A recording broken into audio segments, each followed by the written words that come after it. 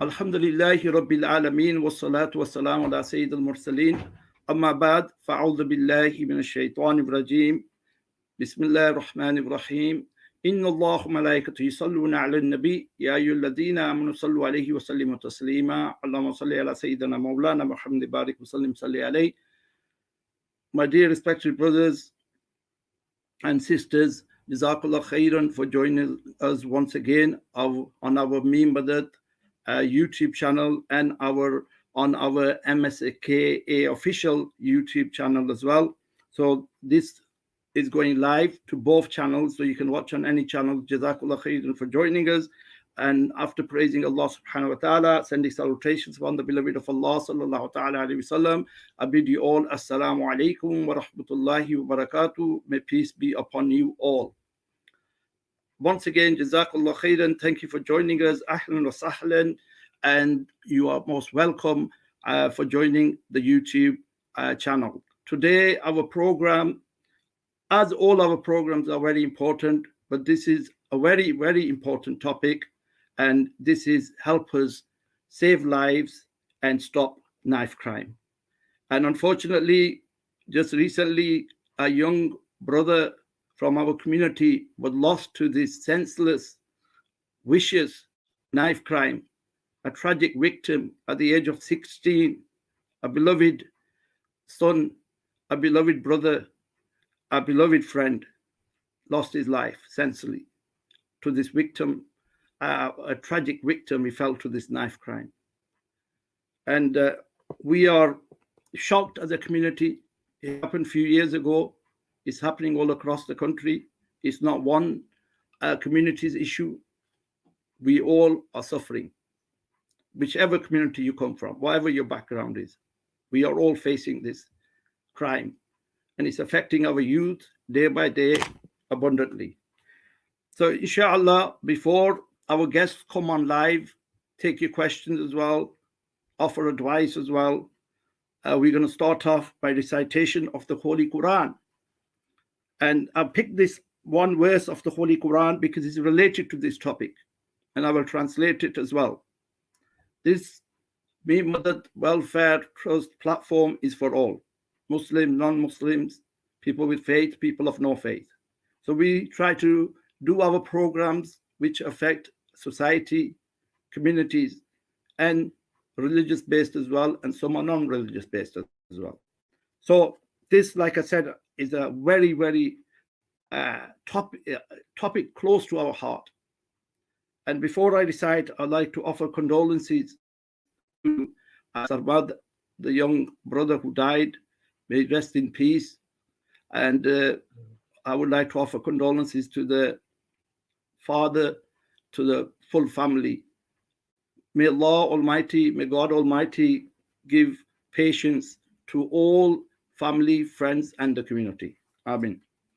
Inshallah, this is a verse of the Holy Quran in Surah Al-Ma'idah, which is verse number 32. أعوذ بالله من الشيطان الرجيم.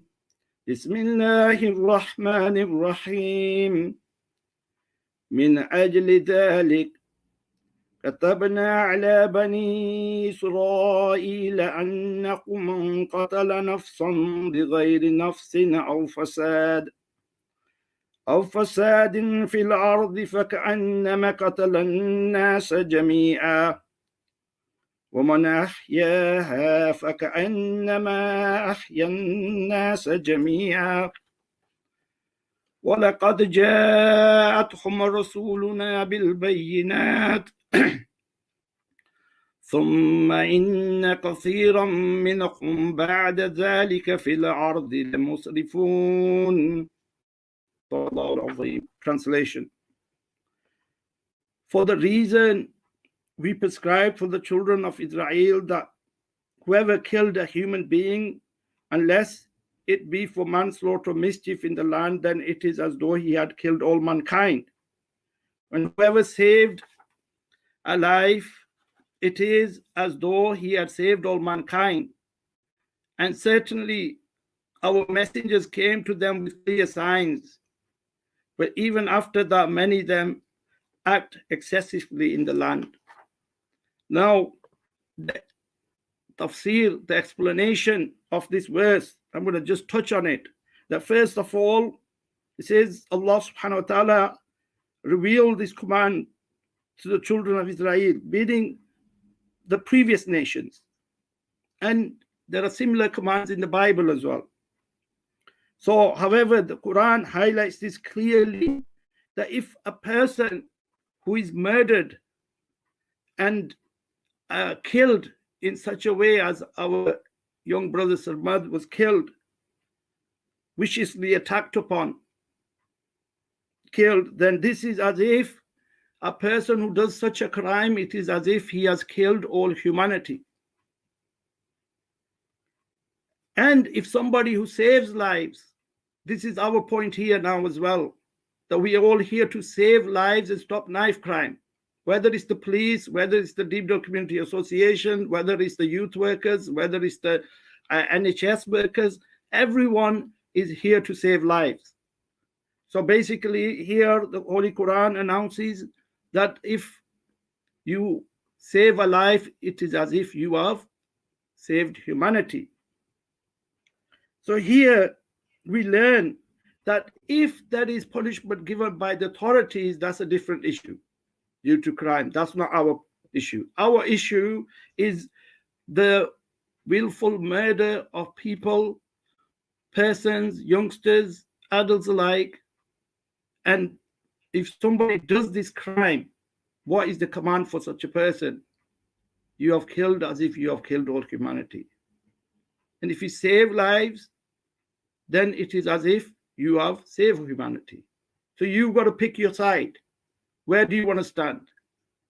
It's never too late, wherever you are, whether you're in prison, whether you're outside, it's never too late to make the changes. And you will see today from this program, a respected youth worker, turned youth worker mentor, our respected brother Byron, who lost his young brother in 2014, and how he turned around his tragedy to help others. Then you got brother Omar Khan working tirelessly in the community to educate the youth in not just knife crime, many other issues which we are facing, drugs, crime, everything. And then we've got our mentor and counselor who counsels youngsters, offers counseling services to youngsters and adults. He will be joining us. And brother Najif Shah will explain the services which are out there for you. And of course, then we have our respected scholars. One of the scholars, he's from this country, born and bred, seen the same youth as we all seen, deals with it on a daily basis in Bradford. Our Sheikh, our Imam, and he will be joining us, inshallah, at 6 o'clock. Imam Adil Shazad from Bradford. And then we will have concluding words from our respected scholar, local scholar, who counsels and directs youngsters to the straight path, our respected scholar, Imam Abdul Rasul Alawi Sahib. Inshallah, will be joining us as well for a message for all. And of course, I've got my brother, Shoaib Attari Sahib, who's always with me, Muhammad Shoaib Attari Sahib, who is my co-host and is also a management member of Me Mother Welfare Trust. And also he is runs his own channel for the youngsters and for culture and also religious basis on MSKA Official. This program is combined in association with Deep Dell Community Association and MSKA Official and Me Mother Welfare Trust. Alhamdulillah, all praise to God. We do a lot of work in poor countries and in the UK, tackling poverty and social issues such as knife crime. So now, after the recitation of the Quran and the topic explained and who our guests are, I'm going to request our brother Shoaib to, he has prepared a dedication to Sarmad and to his family and for his friends. A special dedication, Brother Shoaib, who sees Armand as a friend, and to us, he was like our child. So basically, Brother Shoaib normally recites nasheeds, but today he has specially prepared some poetry, which is very reflecting if you look at it and listen to it carefully by young brothers and adults alike. You listen to it carefully and reflect upon it. This is a great scholar, a great friend of Allah, a saint of Islam, who wrote poetry not just about religion, but about how to live your life, how to choose good friends, how to deal with death, how to deal with sorrow, how to deal with hope, how to deal with patience. So, brother has prepared this from the beautiful book Saif al-Maluk, written hundreds of years ago, and today it's dealing with the same topics, same issues which humanity sees on a daily basis. So this great sheikh, who's known as the Kashmir, Kashmir of Rum, the Rumi of Kashmir, sorry, as Imam Rumi in Turkey is renowned in Muslim and non-Muslim circles for his blessed Sufi poetry. This scholar who 100 years ago wrote this blessed book, Saif al-Maluk, after a blessed lake in Pakistan. He named his book after it because it's an ocean of knowledge. So Saif al-Maluk, and the great Imam's name is Muhammad Bakhsh Rahmatullah alayhi, known as the Sufi, the poet, and known as the Rumi of Kashmir. Brother Shoaib, I'll pass it on to you, and please recite your poetry. Jazakallah khairan. أعوذ بالله من الشيطان الرجيم بسم الله الرحمن الرحيم السلام عليكم ورحمة الله وبركاته. To my brothers and sisters all over the UK and all over the world. And I'm going to start off with the poetry, inshallah. أعوذ بالله من الشيطان الرجيم بسم الله الرحمن الرحيم.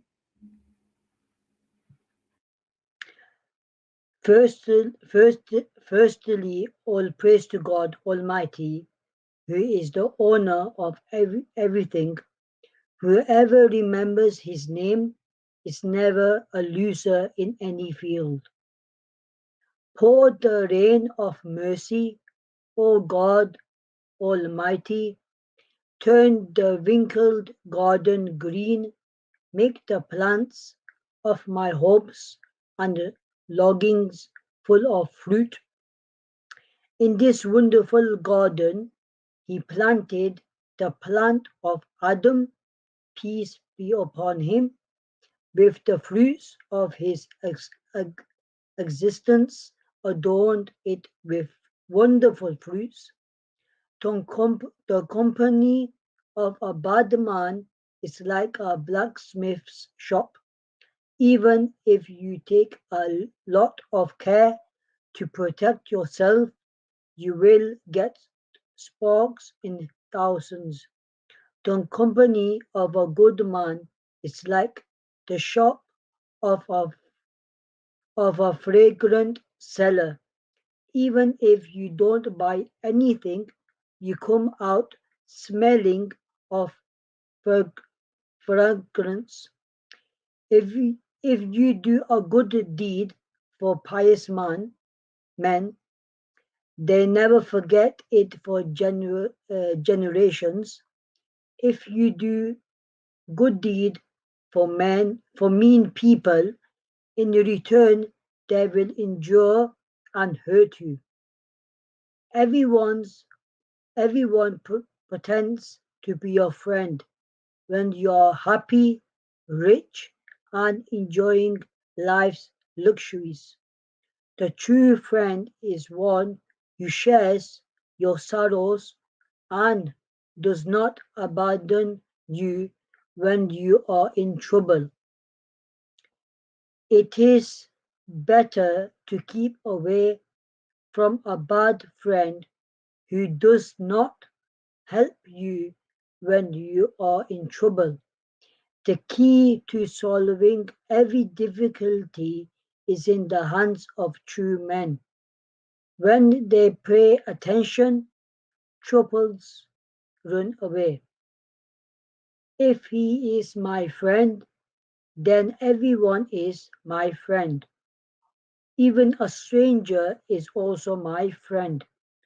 O Muhammad Baksh, a courtyard without friends looks deserted.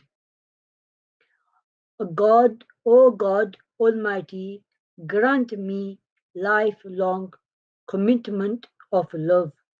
I should turn away from all else.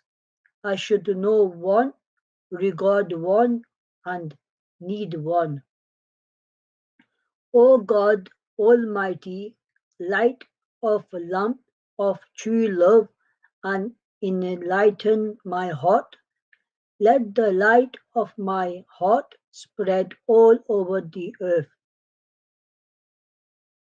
A million springs of beauty will dissolve into dust. O Muhammad Baksh, love in such a manner that you are remembered forever. Don't say this is mine. It is not yours, nor is it mine. The world is only few days, then, then everything turns to dust. The world is only few days, only few days. Do not be proud because the breath may or may not come. The body which you keep so clean from the dust ultimately has to dissolve into dust. This world is like a guest house. Many guests come and go, but no one dares. O Muhammad Baksh, to stay here forever. Life is false pretext. Death is standing overhead. Tens of millions of prettier faces than you have gone to sleep in the ground. Do not rejoice at the death of your enemy because your friends to have to die. The afternoon sun is soon going to set for all. My beloved friends have departed, and so have the days of happiness. My heart is broken. O Muhammad Baksh, who do I turn to now? Your brother shares your pain. Your brothers are strength in unity. Your father is the crown of your head. O Muhammad Baksh, your mother is the heavenly breeze. A father's death causes sorrow, brother death causes agony. After a mother's death, O Muhammad Baksh, who will look after me now? Only, only the disheartened understands sorrow. The joyful don't care. Those who lost loved ones weep at the graves of their loved ones. Longer night of separation, or long as 100 years, who will turn? Who will tell me now if my beloved will ever return? Be patient. Patience will be rewarded. So the Holy Book informs us patience unlocks all the doors of difficulties. Israel, the angel of death, brought the divine command. Shah recited words of a true love and instantly gave away his life. May God Almighty be with you, my friend. The world is a few days, the day will come when we will meet again. Surely that will be a day of celebrations. May Allah Almighty grant Sarmad paradise and patience and ease to easy family and friends. Ameen. Ameen. Yeah. Jazakallah khair. Thank you very much. Jazakallah. I mean, beautifully, mashallah, recited. Uh, mashallah, Brother Shoaib, despite his some difficulties, but mashallah, health issues, he still dedicates his commitment weekly or every fortnight, coming on the programs, speaking to the youngsters, his friends, his family, and trying to do invite good and forbid evil. Jazakallah khairan, Brother Shoaib. Now, inshallah, our next guests are waiting. But before they come on, our respected youth workers and our respected counselor, before they come on, we have a dedicated video which I and my brother Shoaib picked for a dedication to Sarbad and to all the knife crime victims and all the family and friends which they have left behind. This is based on a true story. It's based on a renowned Nasheed artist, Zain Bikar, who lost a young friend when they were young in his young days, and that's how his career started as a Nasheed artist, and it's called In the Beginning. It's only a short video, inshallah, 4-5 minutes, and then thereafter we will invite our guests and they will take over for the next hour. Jazakallah khairan.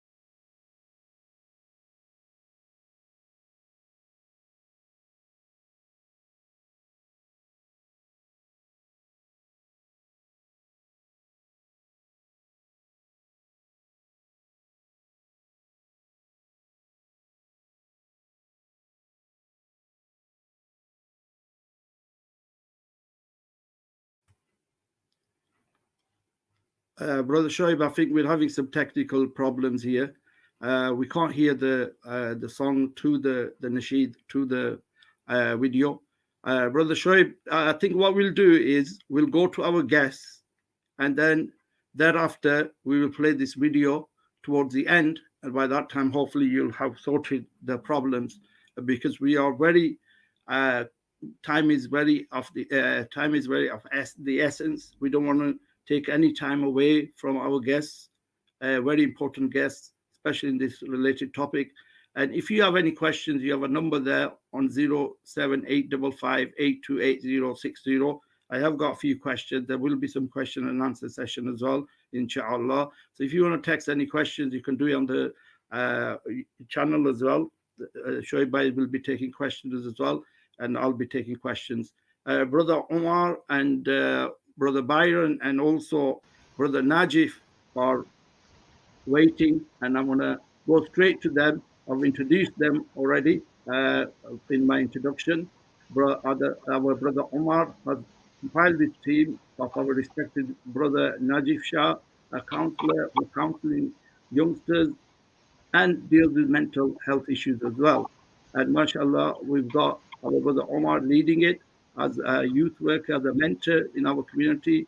And we've got Brother Byron as well, who I've learned a lot about. Byron, thank you very much for joining us, all of you. And we've learned about the work you've carried on after the tragic death of your beloved brother, brother to all of us from our community, John Joel's murder, which happened in 2014. And since then, Brother Byron has led his way and basically changed the lives of many people and youth, educating them about knife crime and other things due to related issues. Thank you very much for all of you joining us. I'll pass it on to Brother Umar. Jazakallah khair. Assalamu alaikum wa alaikum assalam. Wa alaikum salam wa rahmatullah. Thank you for the invite, Cameron, to this event. You're welcome. We're here in some strange times, even with the COVID lockdown.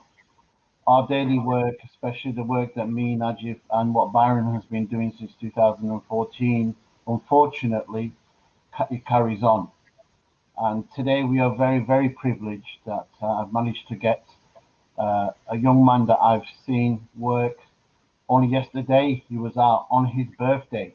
He's that dedicated that on his birthday, he sat with some young people from across Preston and shared his experiences. This young man, when I heard him speak in a meeting, I was choking up, I was tearing up, because his passion, his enthusiasm, his trauma that he's been through, he's turned that negative into a positive, and his impact on young people I've seen firsthand. Yesterday's session, that was a very, very lively bunch of young men, but every single one was complete silence and absolutely engaged in what Byron had to speak about. And today we have a great privilege that we've brought him. I'm so proud to say he's a local detailer, and I'm not going to say any more than that. I'm going to let Byron take over the floor. Thanks, Byron. Yeah, I'm a bit blown away, as I was saying yesterday, Omar. I mean, I've been doing this for a very long time now. And even before I talk about, the JJ effect, I'm honoured and I'm blown away. And I think people, like I said to you, Omar, the other day, they might see me from another perspective and think that I'm one thing when I'm not. They're totally the opposite. I'm born and bred from 3 generations of Deepdale. That's where I'd like to start. When I went on ITV, BBC, when you're behind the scenes with all the cast, everyone's like, "Where are you from?" I'm like, "Preston, Deepdale." In fact, in if I'm totally honest, majority of the times I say Deepdale, Preston. I remember Moore Park High School having constant fights with Sajid Patel and Harara Batten. But the funny thing is, though, now when I see these people who I grew up with, I speak to Harara on a regular basis. I see Sajid, all the people. I could walk through Deepdale and then walk through another area blindfolded and know that I was no longer in Deepdale, because Deepdale has a different kind of feeling when you walk through it. It's crazy. And I remember walking to Reddy's, getting my sweets, and then going and playing and mixing with different communities and stuff like that. And I want to make it clear before we even start, and I've sadly had to say this in many interviews and many meetings, it's that the question will always come up, what do you think about your brother's killers, and so on and things like that. As you can imagine, I'm assuming a lot of people watching this are going to have them questions about the sad loss of Samed, what we just had. But you've got to remember is that Deepdale did not kill my brother. The people who lived there did not kill my brother. Unfortunately, people that was miseducated and went down the wrong path and became different people than what they were maybe brought up as killed my brother. Bad people at that specific time killed my brother, not the area. And that's why I've always said from the very beginning of doing this, I will. This is not an if or a maybe, but I'm going to make Preston, starting from Deepdale with the relationships I'm now building, especially with Preston North End, I'm going to make Preston the place that when London and other people around the country look up north, they're going to say, Preston and Deepdale are setting the standards in anti-knife crime and child protection. And I've said that for years. And it's only now, in the last 6 months of, like Omar is seen, I worked 24/7, 7 days a week. And it's only now that finally everyone's starting to come together, and the first thing that everyone's saying is the JJ effect, Byron, the JJ effect. And you know what I mean? I'm really honoured that we're now at this stage. It's just extremely heartbreaking, especially that this has happened in Deepdale again, that we've had to lose someone else to get to this stage. I think what everyone who's watching this needs to realise, because this is another thing that comes up as well, and again, I've said this to Omar the other day, it's kind of offensive, really, to the Highton family, is that when people say knife crime is now getting bad. When John Joe was killed in his last year of his life, that's 365 days, he was stabbed over 60 times. And he entered one of the worst murder cases in England. Not Preston, not Northwest, not the South, not the East, not the West.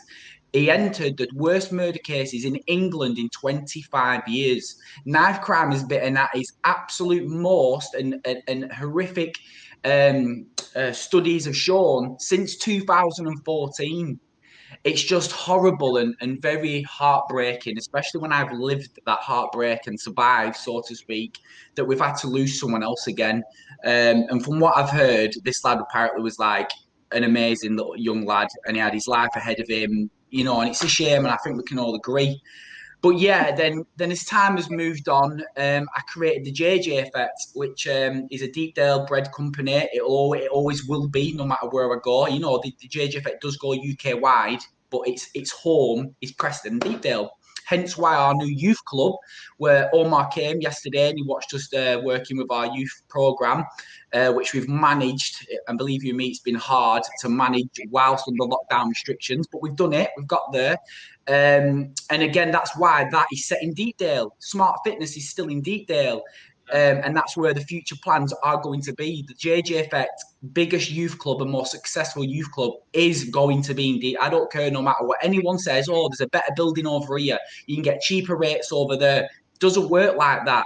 The reason why the JJ Effect is what it is and I am who I am is because I was raised in Deepdale, and John Joe lived, breathed and died in Deepdale. So ain't no one taking that away from us. And that's what hopefully we can bridge this gap now and all start working together. So in the last year alone, including whilst being in lockdown from the last March, I've got a list here of some things that we've actually achieved. And I feel like now's the time to maybe just go through the list. And bearing in mind, I'm one person running this company, and this is the kind of things that we've been doing. And it'd be even great now if we can work as a community and do even bigger things. So we've done a bike ride. I rode a bike to London for a young girl called Bonnie. She needed stem cell treatment. That took me 5 days. And it was very, very hard, if you can imagine. We walked to Liverpool, raising money for a young boy called Carson, who sadly has actually lost his life now. He lost his battle with cancer. So, you know, we raised money for the family, and we walked from Preston to Liverpool.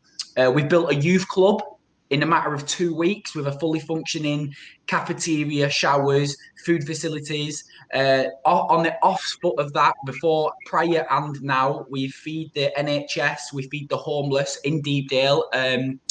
Correct me if I'm wrong, Omar. Is it Whitechapel, White House, the homeless shelter in Deepdale? Yeah, across the road. Yeah. So we've been obviously feeding them with any food that we've got left and stuff like that. I also make music. That's becoming very more and more successful, because obviously it breaks down that barriers with the kids when they see me walking, full of tattoos and that. I like to make sure I've got every box possibly ticked as possible. So when they hear my music, that breaks even more barriers down. We work with CPS, Manchester Police, Lancashire Police, children's homes, teacher training. We've seen close to 150,000 people. I've been walking the streets like Omar has, and I've taken over 6 knives off the streets, including 2 machetes. We've saved 4 girls, I think it was, in the weeks beginning of November 2020, so just gone. We saved 4 girls from County Lines and Grooming in Stoke-on-Trent. We did a programme called Ditch the Blade, where we gave my anti-knife crime presentations on a VR kind of experience. I'm pretty sure the majority watching this will know what a VR is. It's like a green screen. And we paid a lot of money because we believed in that. And we went to a film studio and we recorded a totally virtual reality anti-knife crime and child protection presentation. When we sampled that, in the first weeks of November, as I say, we saw over 2,500 people and saved 4 girls' lives. And that was in the first 2 weeks of November, just the first 2 weeks of November. Yeah, and you know what? The funny thing is, right, as much as I've been doing this for a long time, when I first set up the JJ Effect, this is what I'll, my mum's like my hero. And when I first came to my mum and I said, look, I want to do this by myself now. The police are backing me. Everyone's backing me. But Omar, you've heard me say this. I wear my heart on my sleeve. I'm Byron from Deepdale. I'm dyslexic. I got kicked out of high school at 14. I thought I'd never achieve anything. So I turned to my mum and I said, look, I need a loan. And my mum believed in me. She gave me an £800 loan. And this was March last year, the first week of COVID-19 lockdown. In that same day, I went out with that £800. I bought these signs, which I designed myself.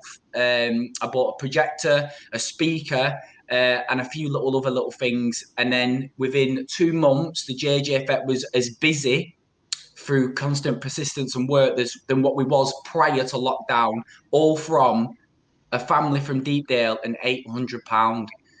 And if that doesn't show us that our community doesn't matter where you're from, if that doesn't show to me that like we can come from anything and achieve anything that we want.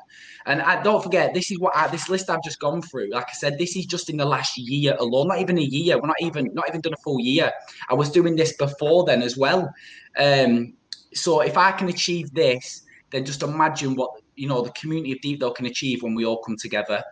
So yeah, thank you for listening to me. I can't stress it enough that it works both ways. The coin's got 2 heads, 2 faces. I'm privileged and honoured to be here, and I really look forward to working with some of you and not even that, showing you what I do. And when you can witness what Omar did, how you can have the most troubled children that need the love and tender support come into a room, and by the end of our presentation, they're totally different children. That'd be an honour to show you all. And hopefully we can all come together and make my plans come true of making Deepdale and Preston the sort of like life that other people look at and think, wow, they're doing it right and they're doing it well. So yeah, thank you very much. Thank you very much. You're welcome, Byron. And, thank you. Byron, and I've got many texts here thanking you for the work you are doing, many youngsters, elders as well. And inshallah, at the end, we will have some questions for you as well. And you can inform people about the service further. Yeah. Thank you very much for that. Brother Pleasure. Omar, to yourself. Now I have got a really trusted friend that I've known for many decades who again, his experiences is a counsellor that I turn to when I have young people that are troubled. And I'm not a counsellor. This man has gone again, like Byron, in his own time. Everything that he's put on, all the energy in his time, and this young man has helped a lot of young people with the daily struggles of life. I want to hand you over to Mr. Najib Shah. Thank you very much, Omar. Like Byron, very glad to be here today. So, assalamu alaikum to everyone. I wanted to start off on what trauma is. Give you first of all a definition of that. Now, trauma is the response to a deeply distressing or disturbing event that overwhelms an individual's ability to cope, causes feelings of helplessness, and diminishes their sense of self and their ability to feel the full range of emotions and experiences. Now, that might sound all confusing to you, but I'm going to break it down, explain it in further detail. Okay, there's some common symptoms of feeling trauma is sadness, anger, betrayal, fear, and shame. And trauma can include a variety of things can trigger trauma, and some of these I've listed them here are being frightened, being under threat, being humiliated, rejected, abandoned, invalidated, unsafe, unsupported. Sometimes you might feel trapped, and that can trigger it off, ashamed or powerless. Now, trauma can lead to things like nightmares, insomnia, difficulty with relationships, and emotional outbursts. And I hope that when I'm talking about these symptoms, that some of you are recognizing that this is what trauma is, and you can then label it to what you're going through if you are going through it. So at least it'll give you some idea. The common physical symptoms can be nausea, dizziness, altered sleep patterns, changes in appetite, and definitely headaches. So the psychological disorders that may include PTSD, and the people who are listening now don't know what that is. It is post-traumatic stress disorder, depression, anxiety, and obviously substance abuse problems. So you could probably be taking some substances, so you could probably abuse it if you're going through some kind of trauma. So your mind is not able to handle it, so you're using something else to maybe hide it or to cover it or to maybe to get rid of it. Surmud has left this world, and it's a great loss. Allah knows best. His parents, relatives, and family will be struggling with loss and trauma. What support I'm asking is out there for them? That's my question to everyone. So, a family is a cornerstone of a healthy society. One of the main problems is communication. Now, I've heard many families come to me that they don't understand their kids don't understand their parents because of different times and eras and so on. But the main problem in most relationships is communication. So there should be no judgment, and parents need to be more transparent. So, for example, I'm going to give an example here where I wrote this down. If a child is getting bullied, wherever he's getting bullied, his first point of contact should be his parents, so the child can feel safe, valued, trusted. Does this happen? If not, why? So I'm asking the parents, why does your children not come to you and talk to you about their issues? So if you really think about it, it's a breakdown of communication. My role as a counselor, therapist, and a mentor is to help support people suffering from mental health issues. So, for example, I've talked about anxiety, depression, suicidal harm, self-harm, bereavement, and etc. So, the kind of therapy that I offer is talking therapy that involves a trained therapist listening to you and helping you find ways to deal with emotional issues. Okay, so my job and my purpose is to enable the client to explore aspects of their life and feelings by talking openly and freely. Talking like this is rarely possible with family and friends who are likely to be emotionally involved and have opinions and biases that may affect the discussion. Talking to a counselor like myself gives the clients opportunity to express difficult feelings such as anger, resentment, guilt, fear in a confidential environment. So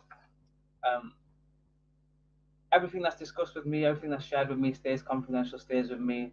And many of our Asian people or minority of people think that when you do go to a counselor, and if he's Muslim or if he's Asian, he's going to tell the next person, because that's what we do. We like to talk about other people, so it's well known. So I want to make it clear that that doesn't happen. So what I do is good counseling should reduce the client's confusion, allowing them to make an effective decisions leading to positive changes in their attitude or behavior.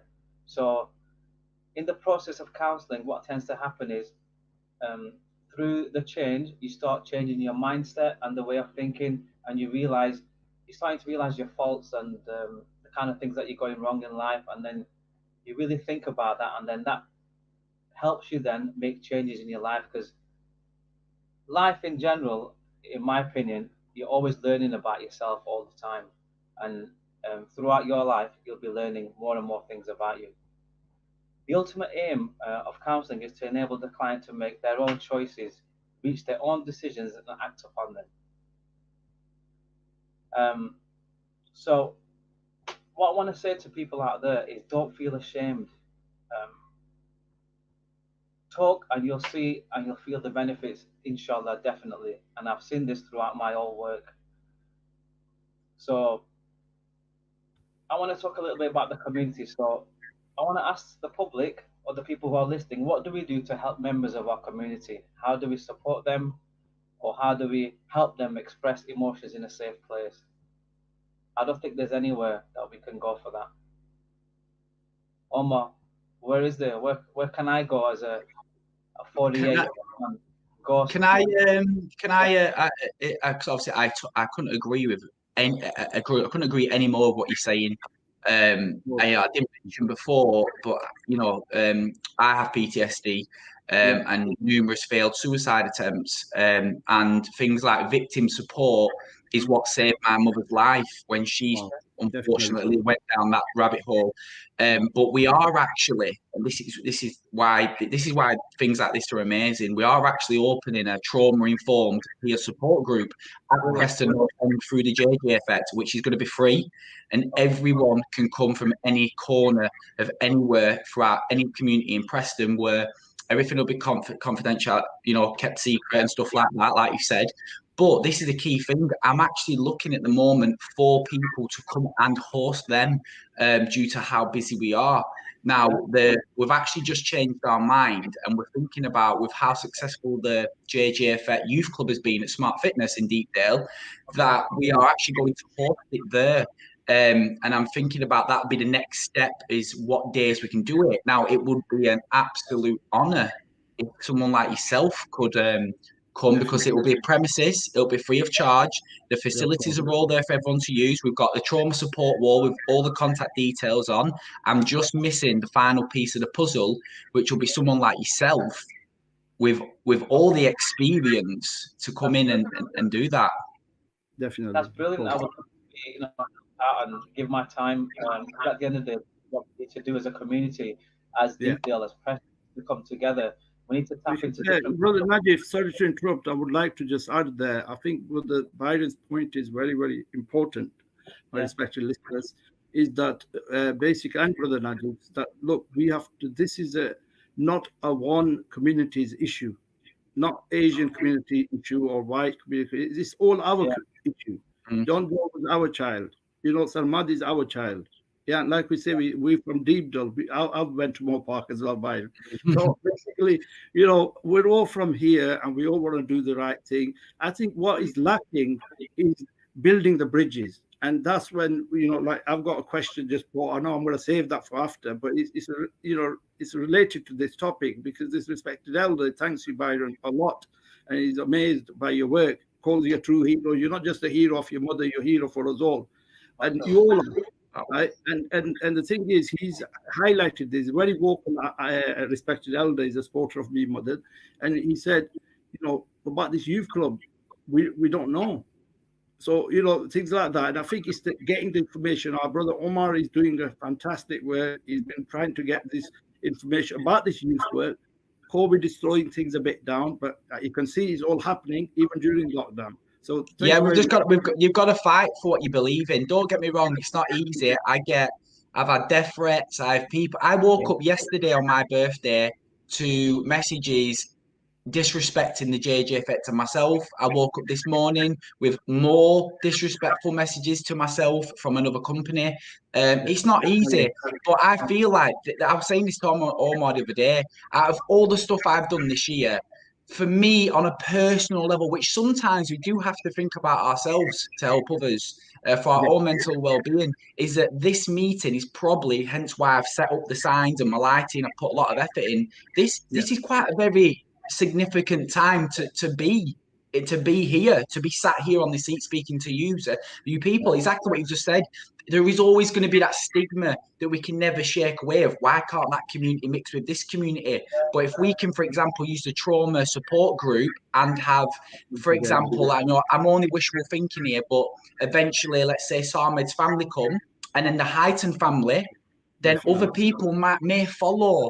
And then with the, got the experience of what you've got, I think, you know what I mean? I think that is a big thing, crossing a bridge, but I do think this is the first step in that process.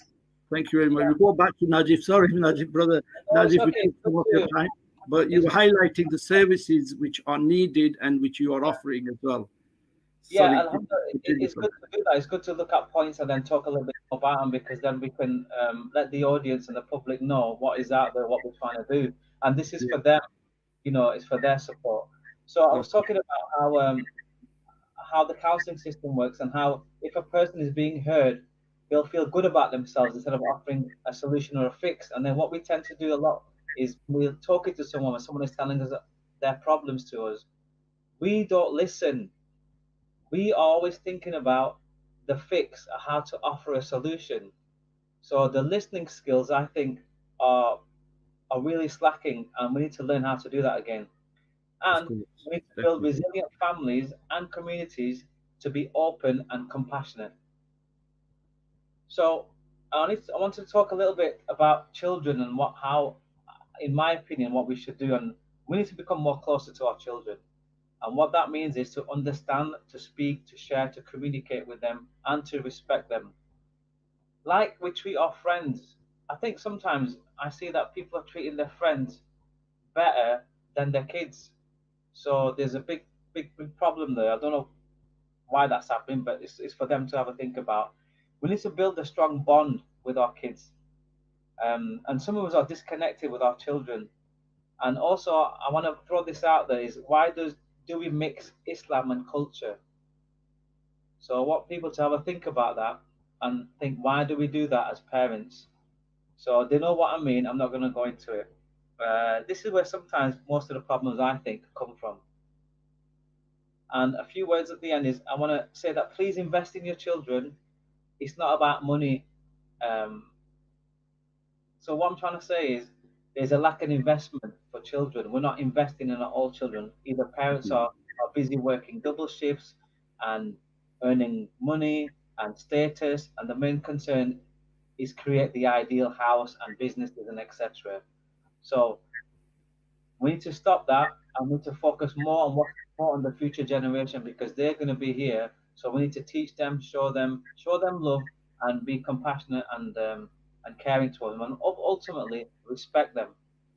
So I'm available to speak with anyone. My contact details are with Cameron.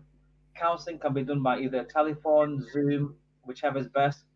We all need to start talking more instead of burying our problems and thinking that they're going to go away, because that's about mental health or any kind of depression, anxiety, brush under the carpet. It's not going to work, because it only worked for a little while and then it surfaces again. So it needs to be addressed. It's been a pleasure speaking to you all, and take on board what I've said and what I've shared. And thank you for the time. We got some questions for you. That'll be after Brother Omar speaks about his work and how this has affected our community and what should be done. Thank you, Brother Omar, for organizing this.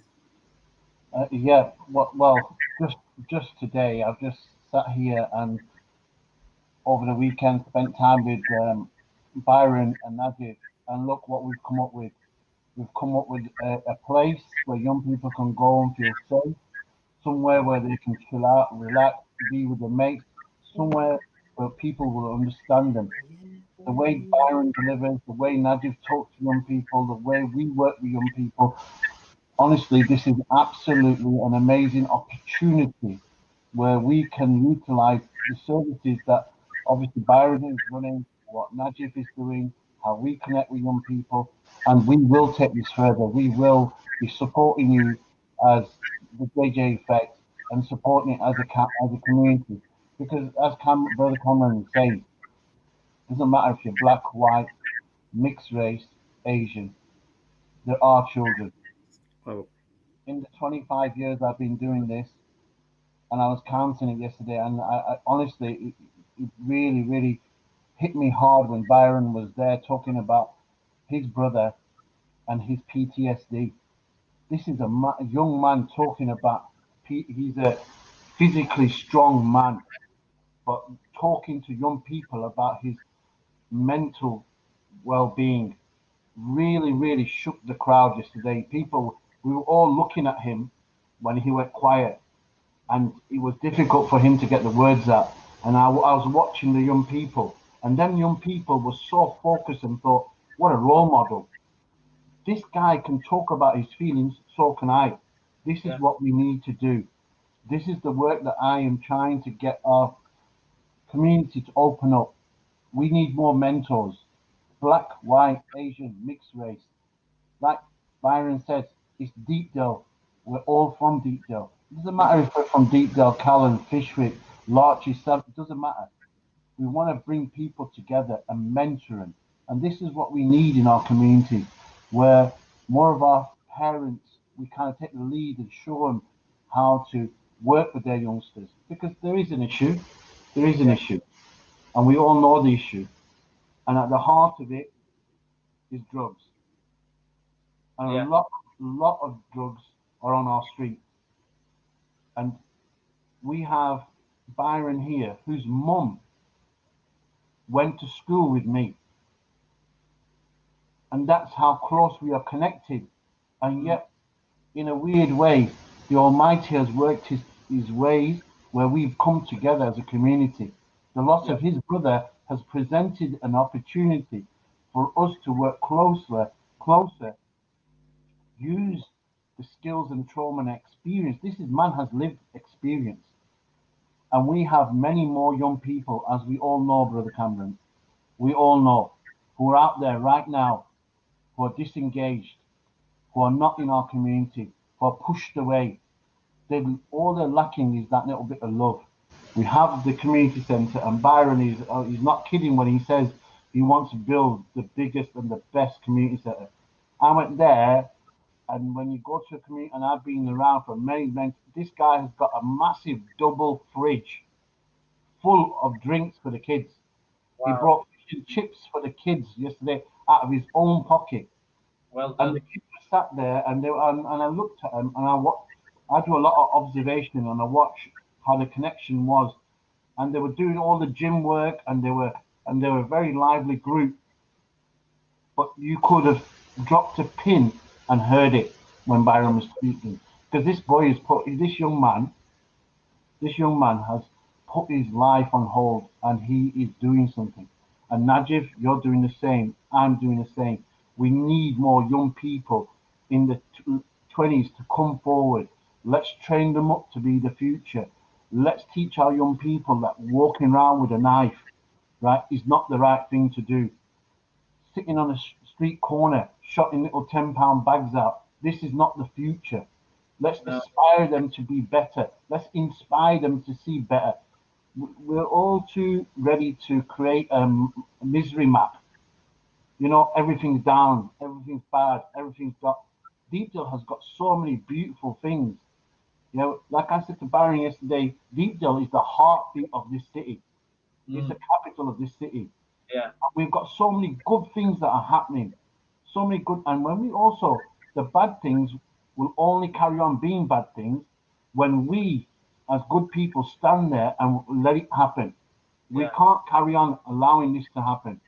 And together, as a unit, we can go to the local councillors, who I know are very, very supportive, who will support us.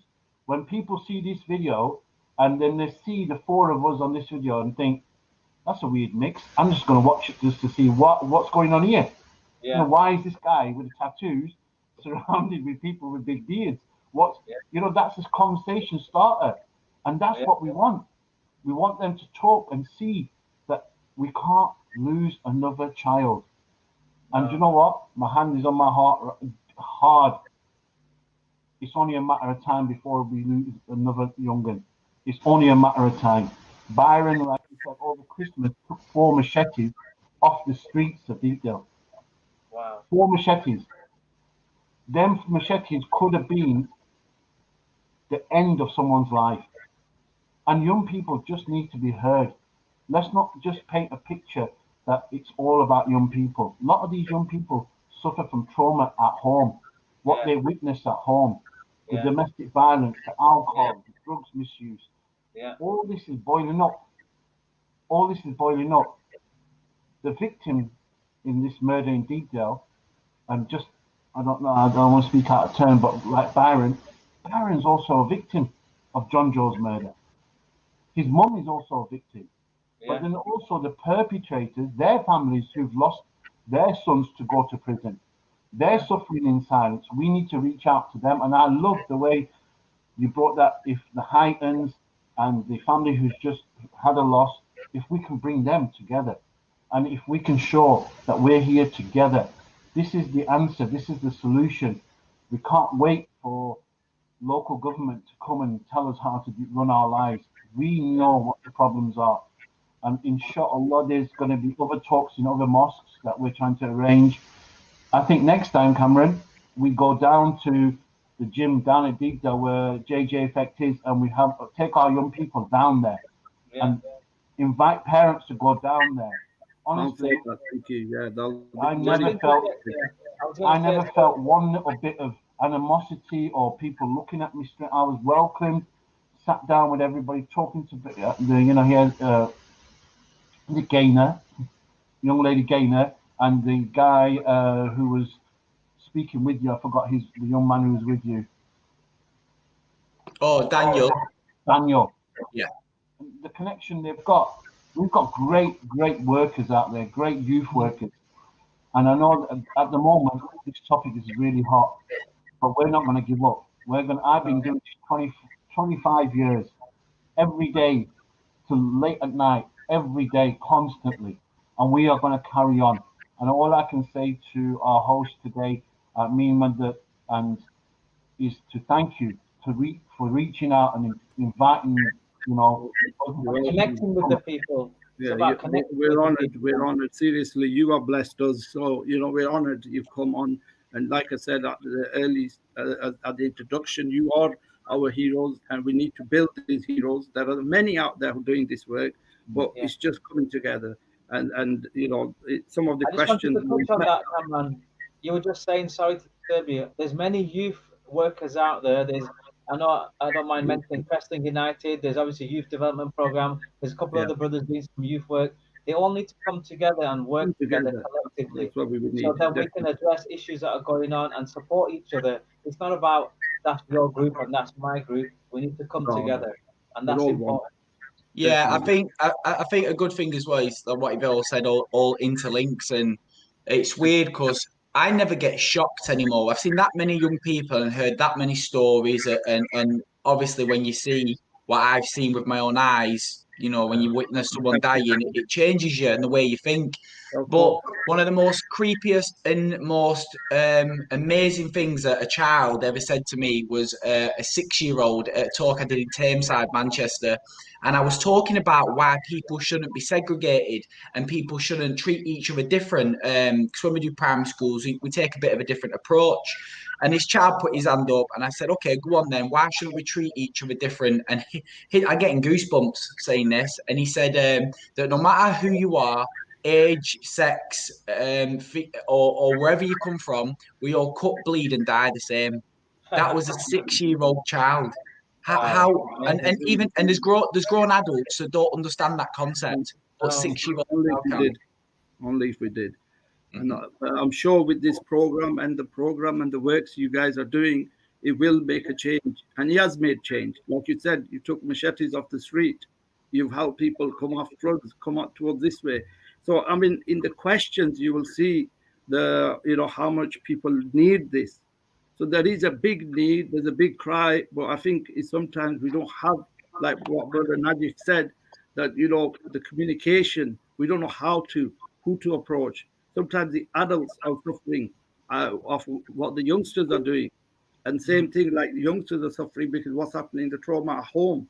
So, this is very important. And this is all the work. That's why I've titled this, help us save lives and stop knife crime. Because as Brother Omar recited the Holy Quran and translated it, and one part of it says that to kill one human being is like to kill humanity, and to save a life is like saving humanity.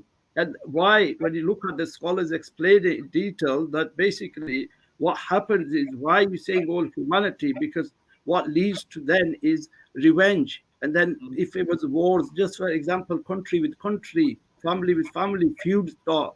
So that's why it ends up that humanity suffers. So this Never is ends. that verse he said. So I mean, you reflect. I mean, the question. There's quite a few questions. So obviously, we've got our respected scholar coming joining us from Bradford, who's doing amazing work. He's not just a scholar. In fact, I personally see him as a youth worker as well. He works much daily, going up and down the country online during COVID. Bradford, as you know, there's big troubles in Bradford as well, and he's dealing with his brother. They opened at Al Hikam Institute, working with youngsters. So he knows, he's come from the streets like we have. We've all come from the streets. You don't mind. Somebody sees with a big beard, whatever, but we're from Deepdale. And we've been through, as Brother Omar Najif Bhai, you all know, we've been through a lot, all of it. And if we can, and there's people listening out there, if you can come behind Byron, come join Omar and Najif, then basically that will start building teams. And this communication, for the questions I've received, will be answered automatically. So if that's okay, brother, can we go to the questions, or go to the questions. Yeah. Okay, so basically this in itself, Byron's has answered it. However, that communication is missing. So basically, to Brother Omar and to Byron, it's basically saying, do you feel the youth activities offered are enough in our communities to deal with this kind of? Right, I said this again to Omar yesterday. The problem is with people like myself and everyone involved in this group is that you'll get people that will say we need to help everyone. Yeah. Unfortunately, we have to be realistic so that we can give the people that we do have the honor of helping our 100% effort. So, like yesterday, I bought chippy for everyone. That was nearly £50. I've not worked at the moment because of COVID. You know, it's things like that in the facilities. Hence why our youth program is going to be developed in a way that it's only accessible for them 8 weeks to the specific children that get brought by the parents or brought from police forces or the mosque community or anywhere like that. That way we can give them children the 100% effort that child deserves, give them all the relevant training, and then after the 8 weeks, bring more people in as well. I found in the past with youth clubs and youth services is that you can go to a youth club on day one. Okay, there will be brand new Xboxes and PlayStations everywhere, which we all know are very expensive, and funding doesn't come along, you know. And when funding does as well, it doesn't go very far. Then you've got brand new pool tables, brand new TVs. Before you know it, and I've worked with police officers across the country in Tameside, and they've said to me face to face value that youth clubs on day one to day, let's say 12 months later, let's say day 360, they are not the same building. They are destroyed. They become a hub for violence. There's even been places in Birmingham, it was, where a young child got stabbed to death in a youth club because the other gang knew where that child was. And that's what I want to take out of the picture. I want to take out the chance for self-destruction, violence, and misery, and just the waste of funds. That way we can put 100% into the community for every 8-week program that we do. And that's my belief on it. Obviously, I'm open to people saying I'm doing it wrong or maybe this will work better. But from my experience, if we can give a child 100% rather than 50, we're another 50% more likely to actually make a successful change in that young person's life. Yeah, definitely. I mean, there's another question here, and again, this is one to our counseling brother Najif and to Byron as well. In fact, that obviously, like Brother Omar said, that in itself, your family are victims. You know, it affected you, and obviously, from tragedy, you have brought something positive.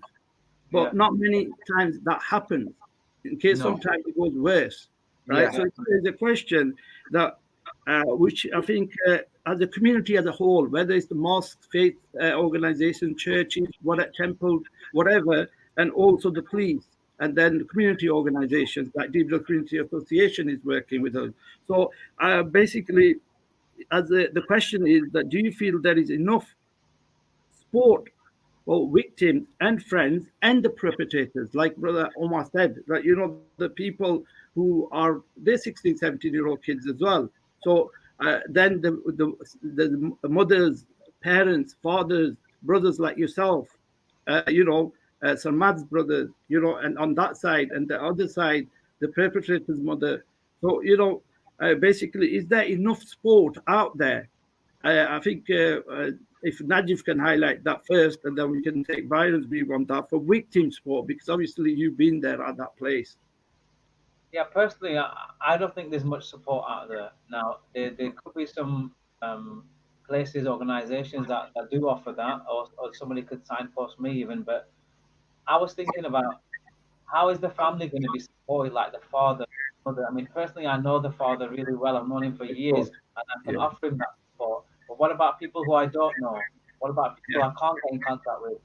How can I offer support to them? And bereavement is something that doesn't have a timeline. It can be, you know, just to give an example, I was counseling a woman once, and her husband had died 5 years ago, and she wanted therapy after that. So there's nothing out there, I think, especially in our community, in our Preston, that is a. I mean, maybe I'm speaking out loud here. There should be a hub, or there should be a place where women can get access, men can go, teenagers can go. But we don't have that. We've got so much funding out there. We're not invested in our own community, in our own Preston, because we need this. Of course. So Definitely. Yeah. Thank you for that. I totally agree, because I must apologise, because every time I speak, it's like I'm speaking just about myself. But via this platform with you people, my experience, sadly, is my work. And I totally agree again. Victim support, right, saved my mum's life, and that's another bit of pill I've got to swallow. I would pick the phone up at 3 o'clock in the morning, and I'd say, and I'd know my heart would sink, because my mum never rings me at that time in the morning, and I'll say hello, and you know, Omar, you went to school, my mum, and she'd say to me, Byron, can I kill myself? And you know, oh God, I got choked up to saying it. Then, do you know what I mean? And I've had that from day one, when John Joe was stabbed the first time, to weeks ago. I have it was only 3 weeks ago, my mum walked in crying, and she said, was I good enough mother? She always blames herself. And then with me beating suicide, but then it's all right me saying, oh, I beat suicide. I didn't just beat suicide. I then turned to heavily drug abuse, and I was heavily dependent on drugs pretty much every day for a good 4 or 5 years. It's only just now I've come out the other side. But hence why the trauma support group from the JJFX is already ready to go. I've done the training, it's ready to go. It's just, unfortunately, I've become so busy. The next step, like I've just said before, would be to find someone who would bring some of the people in, and we will offer that as a free service. It's sort of going to replicate victim support, but instead of it being a phone call, I truly believe in people connecting. Like I feel like we're connecting now, but if we was all in the same room with each other, we'd be connecting on a far greater level. Now, the only benefit, again, to repeat myself here, to this phone call, is that I've now managed to meet someone who's got the vast experience. And not only that, without sounding, I don't know what the word I'd use for it, but without sounding too like I'm being disrespectful, but you are from the right culture also. So we can also break down that barrier. If we've got a group of white people coming to my trauma therapy group because one person's lost a son, one person lost a dad through a knife crime, and so on, it might end up spilling, and another community might not want to join. But if we can start this as a joint community thing, as a free service, I've already got premises lined up at Smart Fitness. I feel like we're not just going to open the door; we're going to kick it down. And yeah, so sorry, this is connected with the Smart Fitness. Where is it based? Smart Fitness is based just behind Preston Prison. There is a big, new, beautiful building that's just been built. Where all the people go for the weddings. Do you know where that is? Yes. Yeah, what's that building called? It's like It's London Road. It used to be London Road Banquet Hall, is it? No. It's Behind the prison. the banqueting, Gafur's places, the banqueting hall. Banqueting hall. Yeah, and Yeah. you know where Campbell Street is? Campbell Street. Yeah, it's Yeah. opposite the thingy social club. Okay, Yeah. so we will be promoting this. It's a little unit. It's a little unit in Campbell Street, where next to the Wacky Warehouse. And Okay. Yes. it might look small, but when you went in, it is a fully fledged gym. You know, a proper big and a really good, like I said, it's got the gym there, it's got the youth club there, it's got big screens there, but the most important thing is it's got people from the streets who know how to talk to young people, who know how to talk to their community. And I think what we will be doing is through social media, we'll be going to, obviously with lockdown at the minute, we have to be careful how we do it, but we can promote it. It's on Campbell Street, next to Wacky Warehouse. It is literally in Deepdale, 2 minutes away from where all the trauma is, all the troubles are. Yeah. And honestly, It's central. Yeah. Going back to, is there enough happening? Young people. Sorry, sorry to interrupt, but conscious of time, we're taking a lot of your time as well, and there's a few questions. So what we'll do is we will advertise this place with the address, and Brother Najif, we will advertise your services. You've sent me your card, and everyone knows Omar. And I'll tell you the truth, Byron, I didn't know of you as the work you've been doing, but my son told me. I said, oh, Byron's going to be on. And he said, yeah, Byron's a great person. And the thing is, I said, why don't you tell this to your friends and to at home? Because everyone knows Byron. So obviously we didn't. Sorry about that. But when I looked at the work and I saw your mum's comment, when she said, the victim is not just the person who just lost his life. Of course, Joe had a baby boy at that time. I hope and pray he's well, and he goes on the straight path and carries on building a legacy for his father with his uncle. So basically, but what your mom said was, she said, it wasn't John Joe who died, it was half of me dead as well. I saw that comment, at that time, because obviously it's quite still fresh when you look at it, because my friend was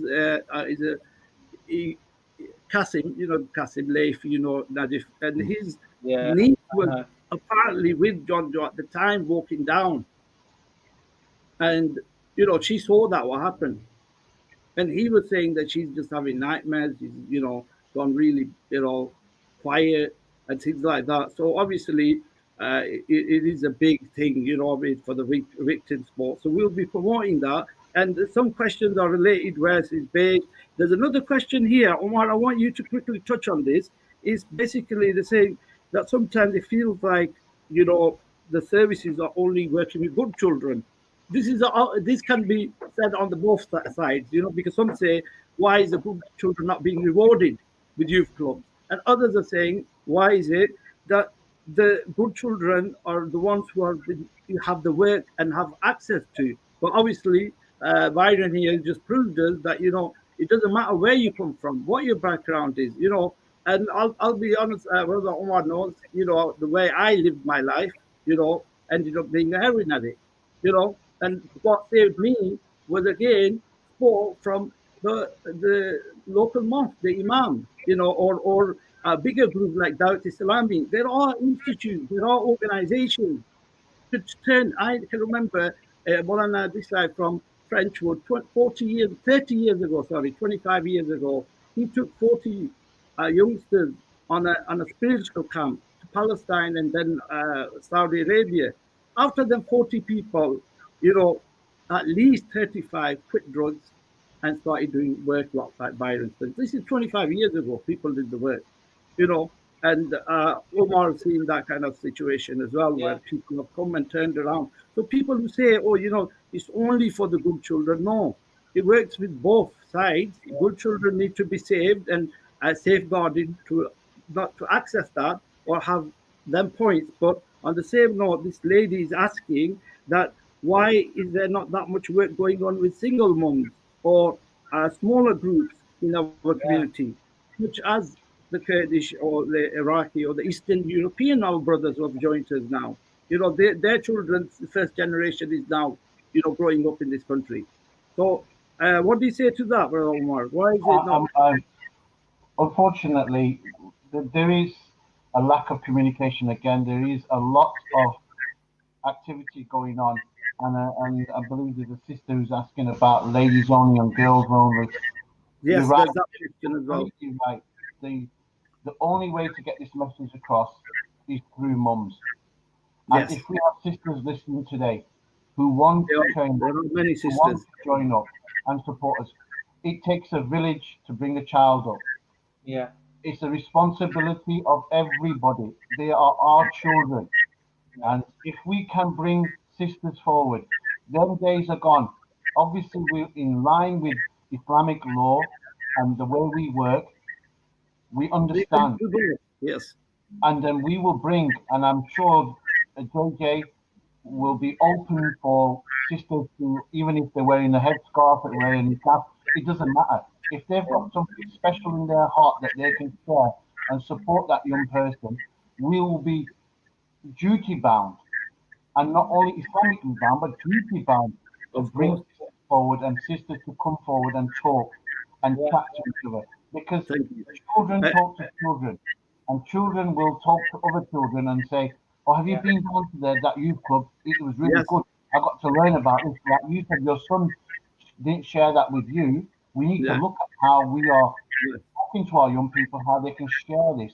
But if there are sisters out there who are willing to come and support, there are many courses. If you've got a strength, if you work in a school, if you work in a setting where you have experience, please come forward. Please. We are brothers. We're your brothers. We want to work. We don't have the answers. We don't have all of them. We have part of them. And we want to encourage more women to come. Yesterday, I was with Tyrone's, was it your neighbour? The lady who was at the sessions yesterday? Yeah. I forgot her name. Byron. Gaynor and Andy Gaynor. Gaynor.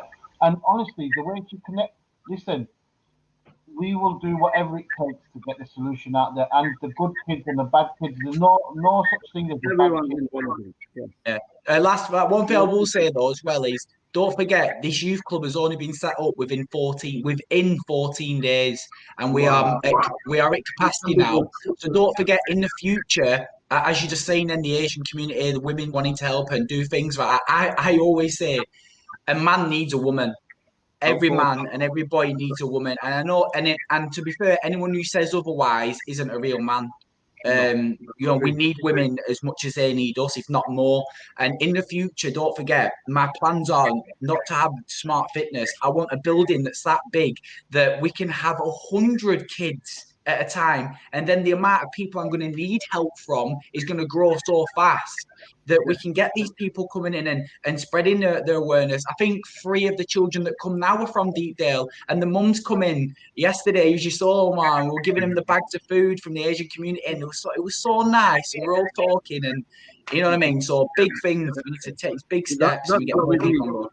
Definitely. Just another couple of questions, because we've got our respected scholar joining us soon from Bradford. You know, these youngsters ask this question a lot, you know, because you see posters and they say, you know, cowards carry knives. Other than that, they say if you're going to, there's statistics which basically back all this off, that if you're going to carry a knife, you probably be used against you, or you'll be in a knife crime. So, but the thing is, there's youngsters who say, we're not into drugs, we're not into anything, but there's knives out there, so I have to safeguard myself. Byron, you could answer that, you know, I have to safeguard myself, and I have to carry a knife. What can we say to them? What's the answer? I've actually done studies with some of the biggest universities in the UK, and actually I'm not allowed to mention the universities' names because the studies haven't been released yet. And one of the studies is that how signs like only pussies carry knives, or only cowards carry knives, actually it's been proven to make situations worse. Put the knives down, pick gloves up. that also has been proven. It's been proven to make things worse because it gives a stigma that switching a violent act to another violent act, the way you go about it is the correct way. And you say that the gym can save you, boxing and the people that you meet can save you. To say to a child, sometimes I'm quite brutally honest, and especially when I speak to these kids, and there is no wrong or right answer. But from my opinion and my experience, I will just say to them, would you rather be sat in your room playing your Xbox on social media with all the wonderful things that this generation that have got? We didn't when we were kids. We had ropes, Moor Park, and the duck pond. Now kids they've got the planet in the hand. Right? So if it's that dangerous out there and they feel that their life is at risk to the point where they have to carry a knife, I do say to the kids that, would you rather be at home or would you rather be in a box? And at the end of the day, dead bodies don't get second chances. So there is no real excuse. No. It's just a fact of don't carry a knife. If you're feeling that much in danger, stay in and reap the benefits of the 21st century. Or change your friends. Change your friends even. That's why I think we're going to say that our respected scholars and Omar and yourselves are trying to create a safe company, so you don't need to put yourself in that position that you are in danger of knife crime. If you lay low and you're doing good things or you're in a good environment, you won't be recognized. But unfortunately, I mean, it's very sad that we have to say that maybe laying low or staying indoors is better. I agree what you're saying, but it's just that sometimes we have to admit that times are that difficult and that bad that sometimes we do have to do things that we shouldn't really be having to do, but we have to stay alive. We have to. If that is change the friendship, I think that is the another from our Sporter Wiki. She said, about these youth services, there is no youth service in Deepdale that can children. And obviously, that's just been answered. There is youth services, and we will promote it. We will get the mosques to do announcements of this service, and of Byron's services, which they are offering. We will promote it. We've got Deepdale Community Association doing the work. We've got Preston Muslim Forum doing the work. We've got Fishwick Rangers. All these organizations, we will try to get that message out to you that there is all these things. You just need to get there and access it. And we'll talk to our local scholars, and our local scholars, they will talk on this later on. They will be joining us shortly. Sorry, I'm just going to move on to a couple of other questions before that. So that one's answered, Ricky, about the youth services. There are many. We just need to get it promoted and out there to you. We will do that, and we all commit to that today. And sorry, Cameron, can I just mention something before you ask the last question? A brother of mine is a fellow counsellor, has mentioned that there's a counselling available for 16 to 19-year-olds at the Haven in Preston. I don't know if you know where that is. So if you can put that together, Brother Najib, sorry to interrupt, and send it to me. I've sent it on the group WhatsApp group. I've already put it on there. You're on the group, but we will promote it through Twitter and social media and everything, and our websites as well. So, this is a question which obviously is a bit political, but obviously it's asked. So I'm going to ask it. Brother Omar, what do you think of this one? That why is there a high knife crime in labour wards? What are Preston Labour doing to tackle this? I think, like I said, this is facing us all. I don't know if it's just Labour's problem. What do you think? No, let's just get this myth out there, right?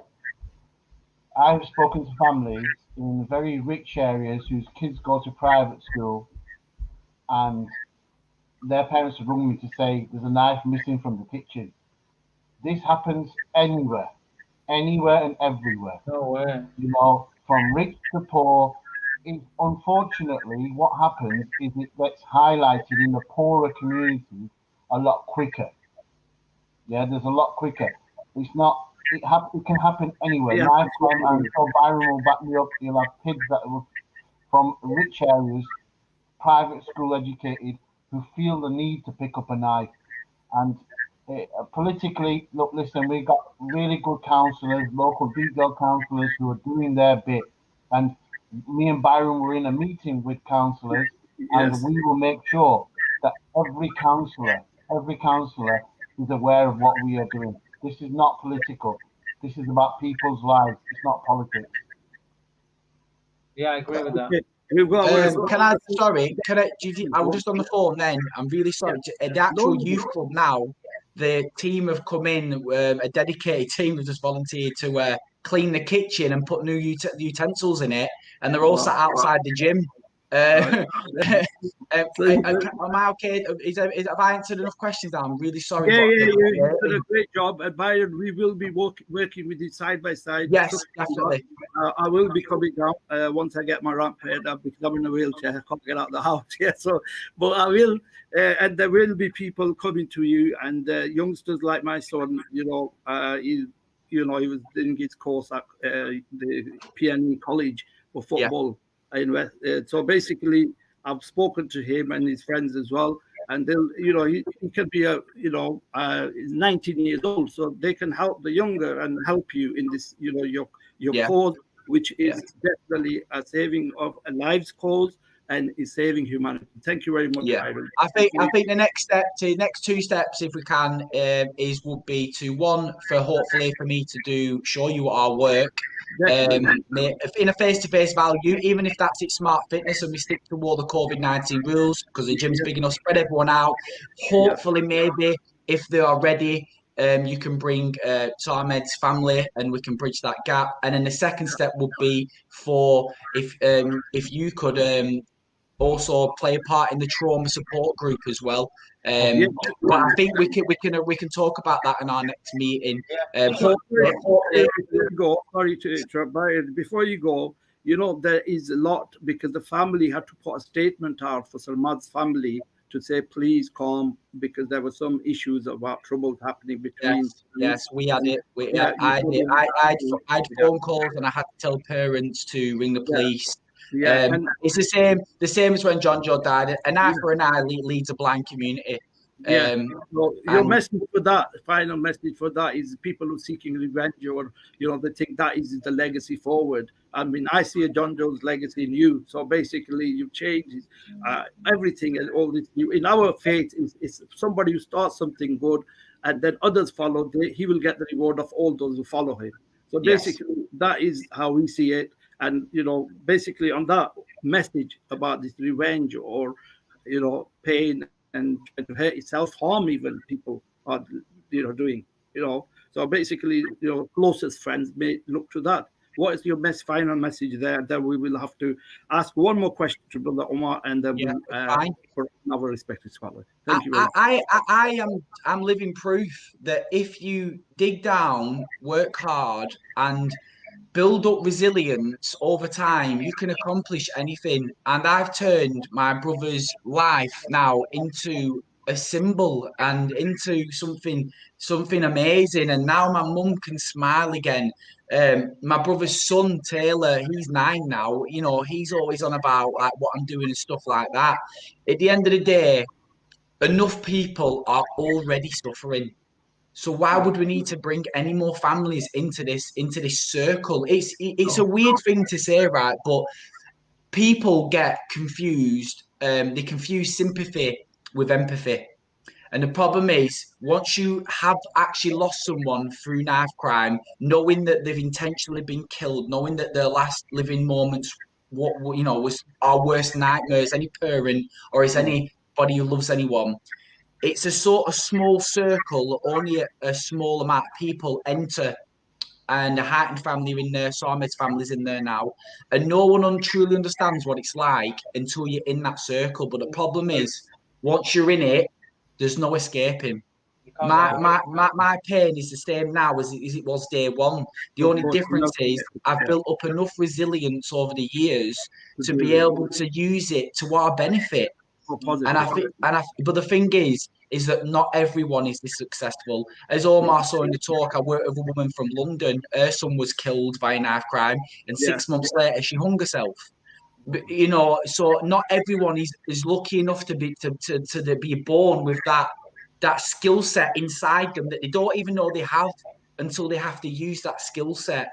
I'm just very lucky in the Heighton family that we had the support we did, and we've come out the other side. So even thinking about revenge you just shouldn't even be thinking about it. It shouldn't even come into the equation, because any more pain is just unnecessary. And we want to make things better, not worse.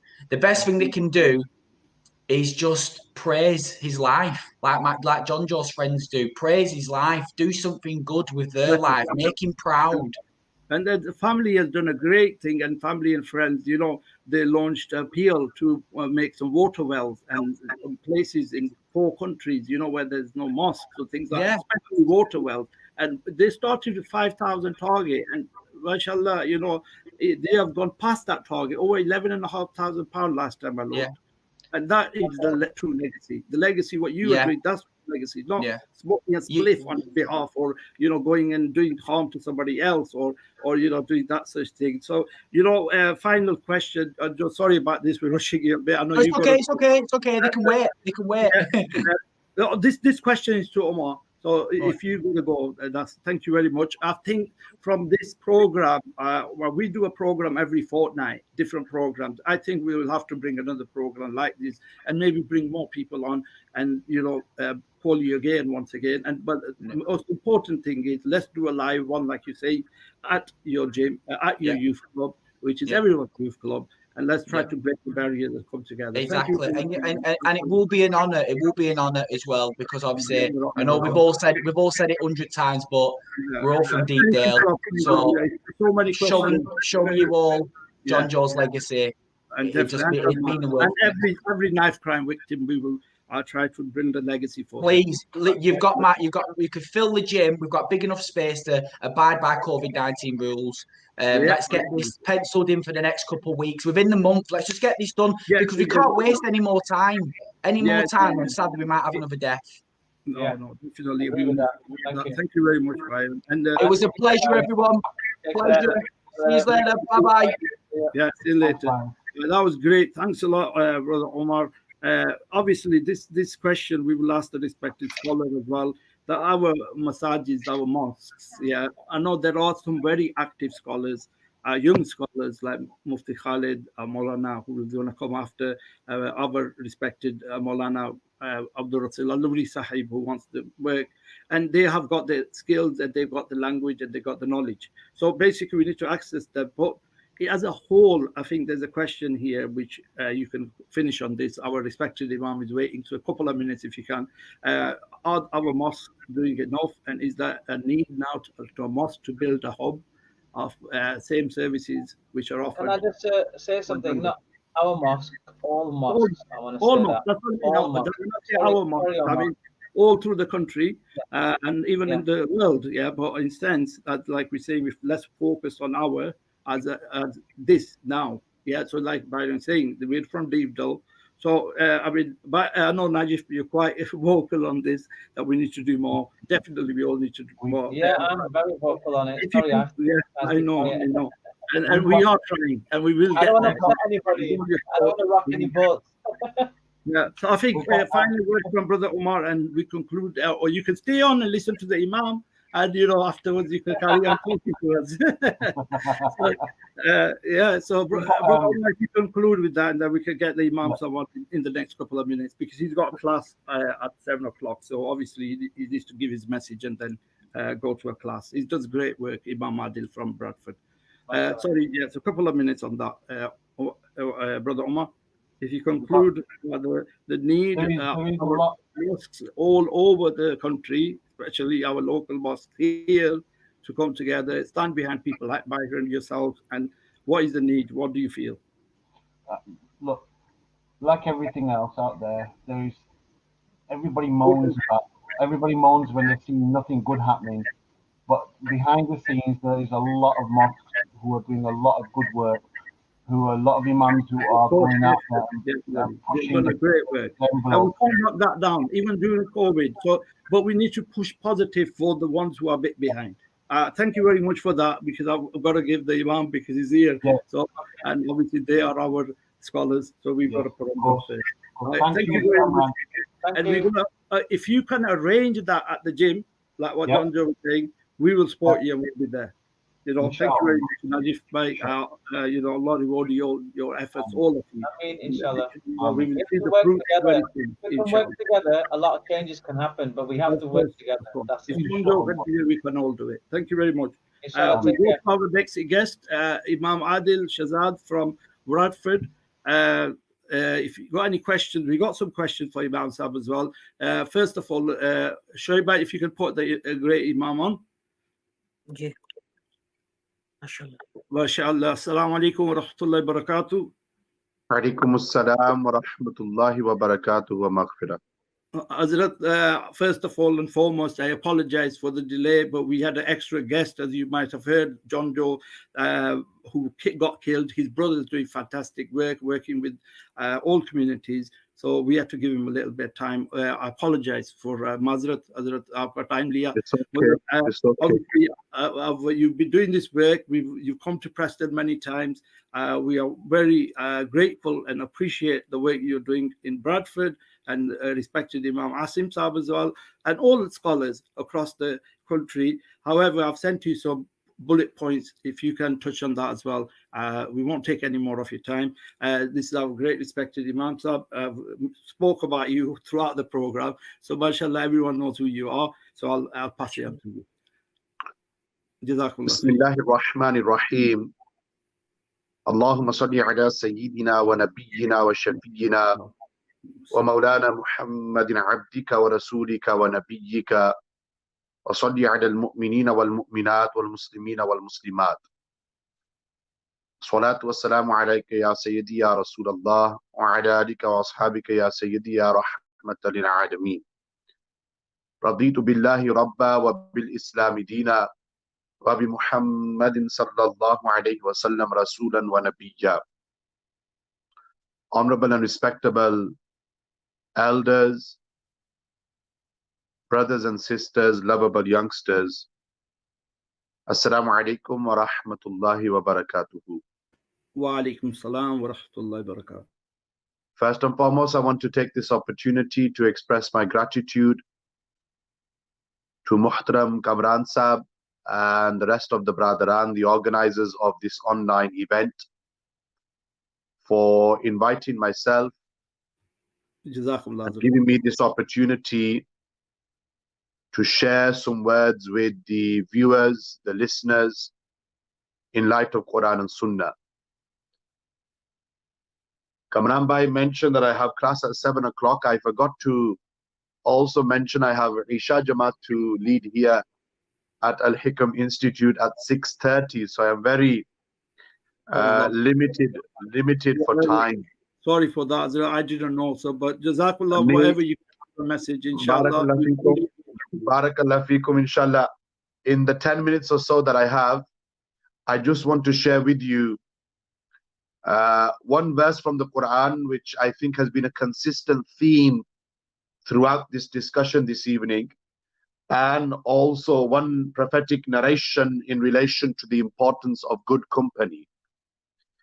The verse from the Quran is from Surah Al-Ma'idah, Surah number 5, verse number 32, where Allah Almighty Jalla wa'ala,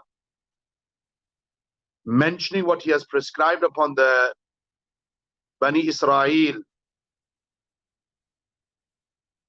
Jalla wa'ala says, أَنَّهُ مَنْ قَتَلَ نَفْسًا بِغَيْرِ نَفْسٍ أَوْ فَسَادٍ فِي الْأَرْضِ فَكَأَنَّمَا قَتَلَ النَّاسَ جَمِيعًا.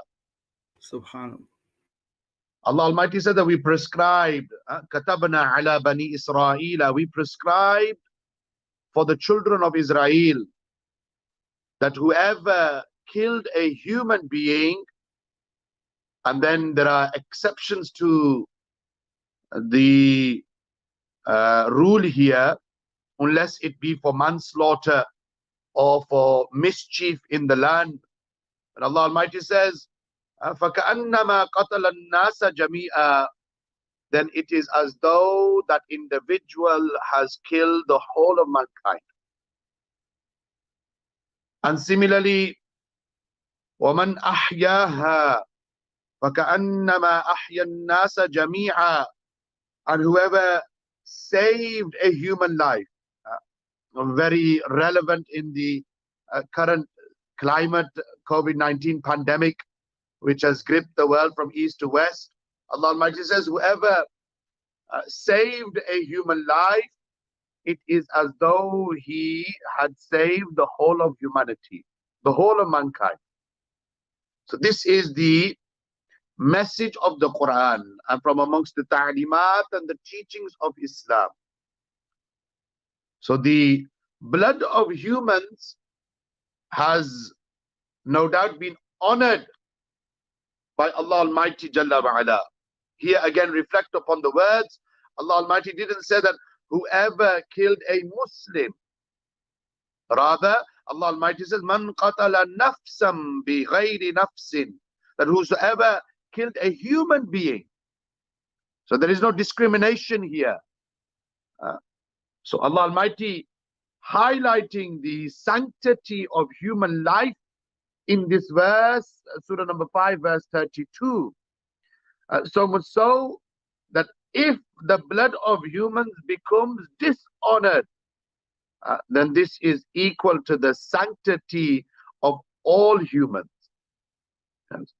So the disobedience of Allah Almighty Jalla wa'ala has ultimately taken place if an individual was to wrongfully take the life of another person. So legitimizing murder or failing to deal with this crime leads to absolute anarchy, and eventually it could lead to individuals or parties initiating mass killing without even an eyebrow being raised. Therefore, programs and events, dialogue and conversations such as what's happening tonight and what happens often in the aftermath of such a brutal crime in the town or city that it affects, these conversations and dialogues are absolutely pivotal and important. And it is vital that our masajid, our ulama, the elders in our community, as well as educational institutes and community groups, youth workers and the police, all work together in order to prevent such a thing happening again. My deepest condolences to the young brother, 16-year-old Sarmad, who lost his life, to his family, to his friends, to those who were associated with him, and to the community of Deepdale in Preston. But the reality is what? That prevention is better than cure. It is necessary that we educate our youngsters, and we have this dialogue and conversation within our communities so that we can prevent such a case or incident happening again in the future. And Sarmad, this young 16-year-old who passed away, is not the first individual to be a victim of knife crime, and unfortunately he won't be the last. We are seeing that in our communities there is a constant rise in drugs and gangs and knife crime and general crime. And sadly and unfortunately, generalizing in my discussion, we find that it is Muslim youth who are often involved in these crimes, and they become a burden upon their communities, upon their parents, and upon society at large. So it's absolutely pivotal that we work towards prevention rather than cure, that we have these dialogues, not only on the back of when such a crime takes place, but at all times. I urge community leaders, youth workers, Aimma Hazrat, elders in our community to work together with the police, with the necessary authorities in order to prevent such a crime happening again. Because the impact of such a crime on society, and especially upon the family, the parents, the mother and father of the victim, this is something that leads to adverse consequences and effects.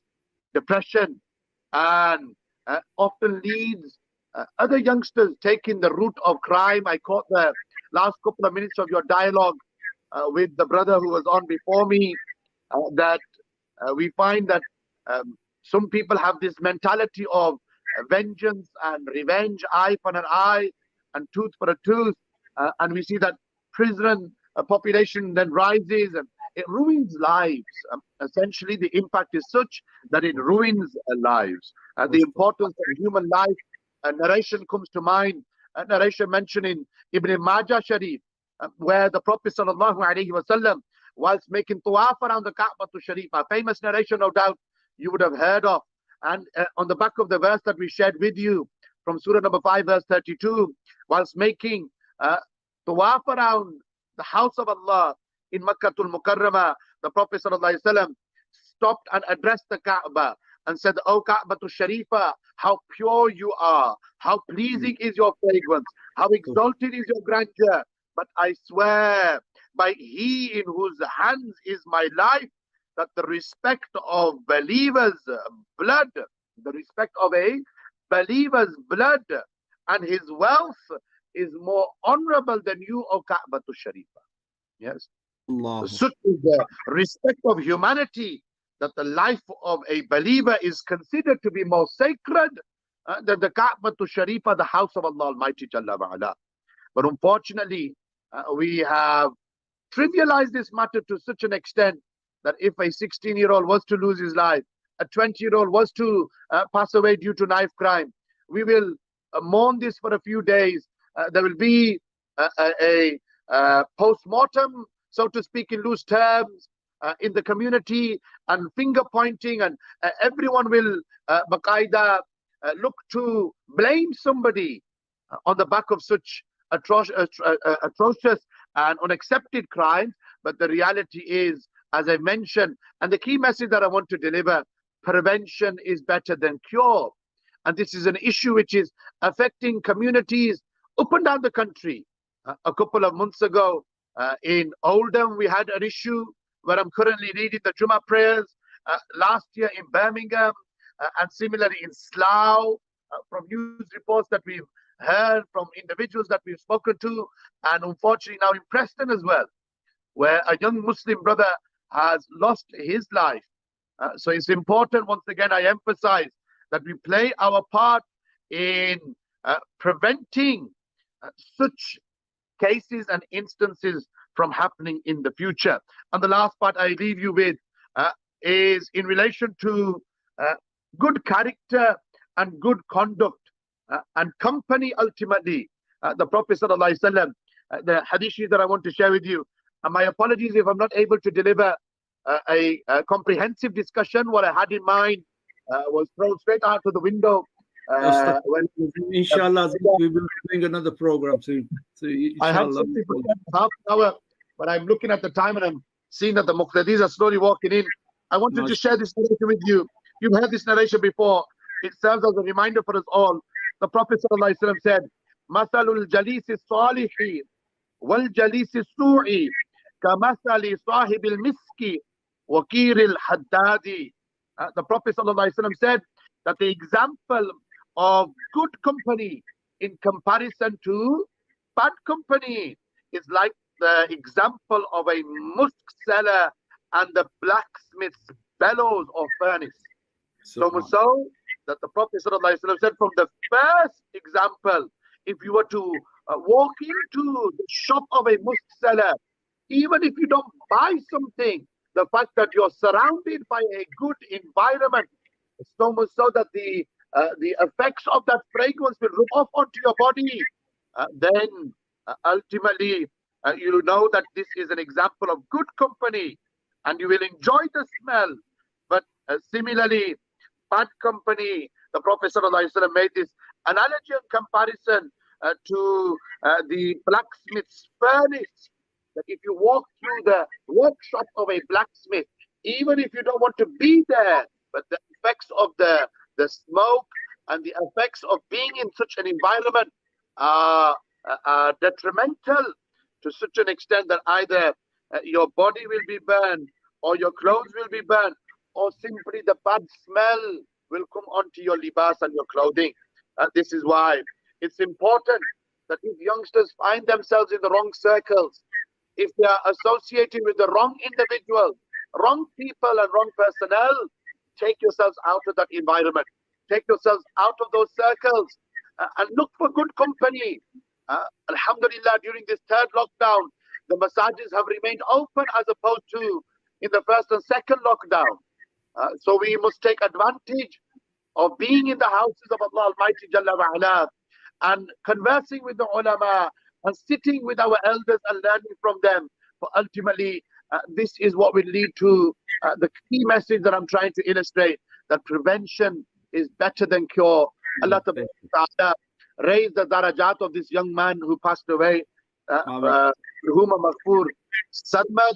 Allah Ta'ala grant him the highest maqam in Jannatul Firdaus, and Almighty allows to learn the lessons of his tragic death. وَمَا عَلَيْنَا إِلَّا الْبَلَاغُ الْمُبِينُ. Ameen. Jazakallah khairan, Hazrat. I know you're rushing for your salah. Jazakallah khairan. Once again, we apologize for your time, cutting your time. But mashallah, precise message. Let's, prevent rather than have a cure, and have good company, and you'll be, inshallah, protected from these crimes, inshallah. Jazakallah khairan, Imam Adil Sahab from Bradford. Inshallah, we will be hosting another program because there's so many questions. So inshallah, we will request you again and give you full time as well. Barakallahu feekum. Assalamu alaikum wa rahmatullahi wa barakatuh. Wa alaikum salam wa rahmatullahi wa barakatuh. So my dear respected listeners and brothers, sisters, children, you all heard the message. You all heard there's facilities out there. There is good out there. Yes, like the great Sheikh just said, that there are people pointing fingers, blame this guy, blame that guy, blame the police, blame the masajids, blame the parents. But no, it's a collective blame we must take on. And we must unite together, come together and support organizations like Byron's, like our own brother Omar Khan works with schools. I've been to schools where there have been meetings with the police. So the police are doing their bit as well. Police do a spot check around Moore Park, try to get find knives, and they do stashes of them. And then in the ginnels, alleyways. So, the thing is everyone is working in their own field. Now we need to come together and support each other. And don't blame each other. Don't say the mosques are doing enough, or the police are doing enough. We all have to come together. And to the brothers who are listening out there, especially Sarmad's friends, revenge will just cause more agony. It will cause more destruction. As the great scholars said, the youth workers said, a victim of crime, a victim of knife crime. John Joe's brother, Byron, he's a prime example for us. That how he made a legacy, not destruction behind John Joe. Yeah, he could have gone out and done murder or horrendous acts, like some of you might be contemplating, some of you might be carrying out. Remember, that is not the way of humanity. Forget, I'm not just talking to Muslims here. I'm talking to everyone. Look how many we've gone past 80,000 lives have just died in this year and a half of COVID. Why are you adding to this? Why are people adding to this? Due to senseless and tragic knife crime or drugs overdoses and things like that.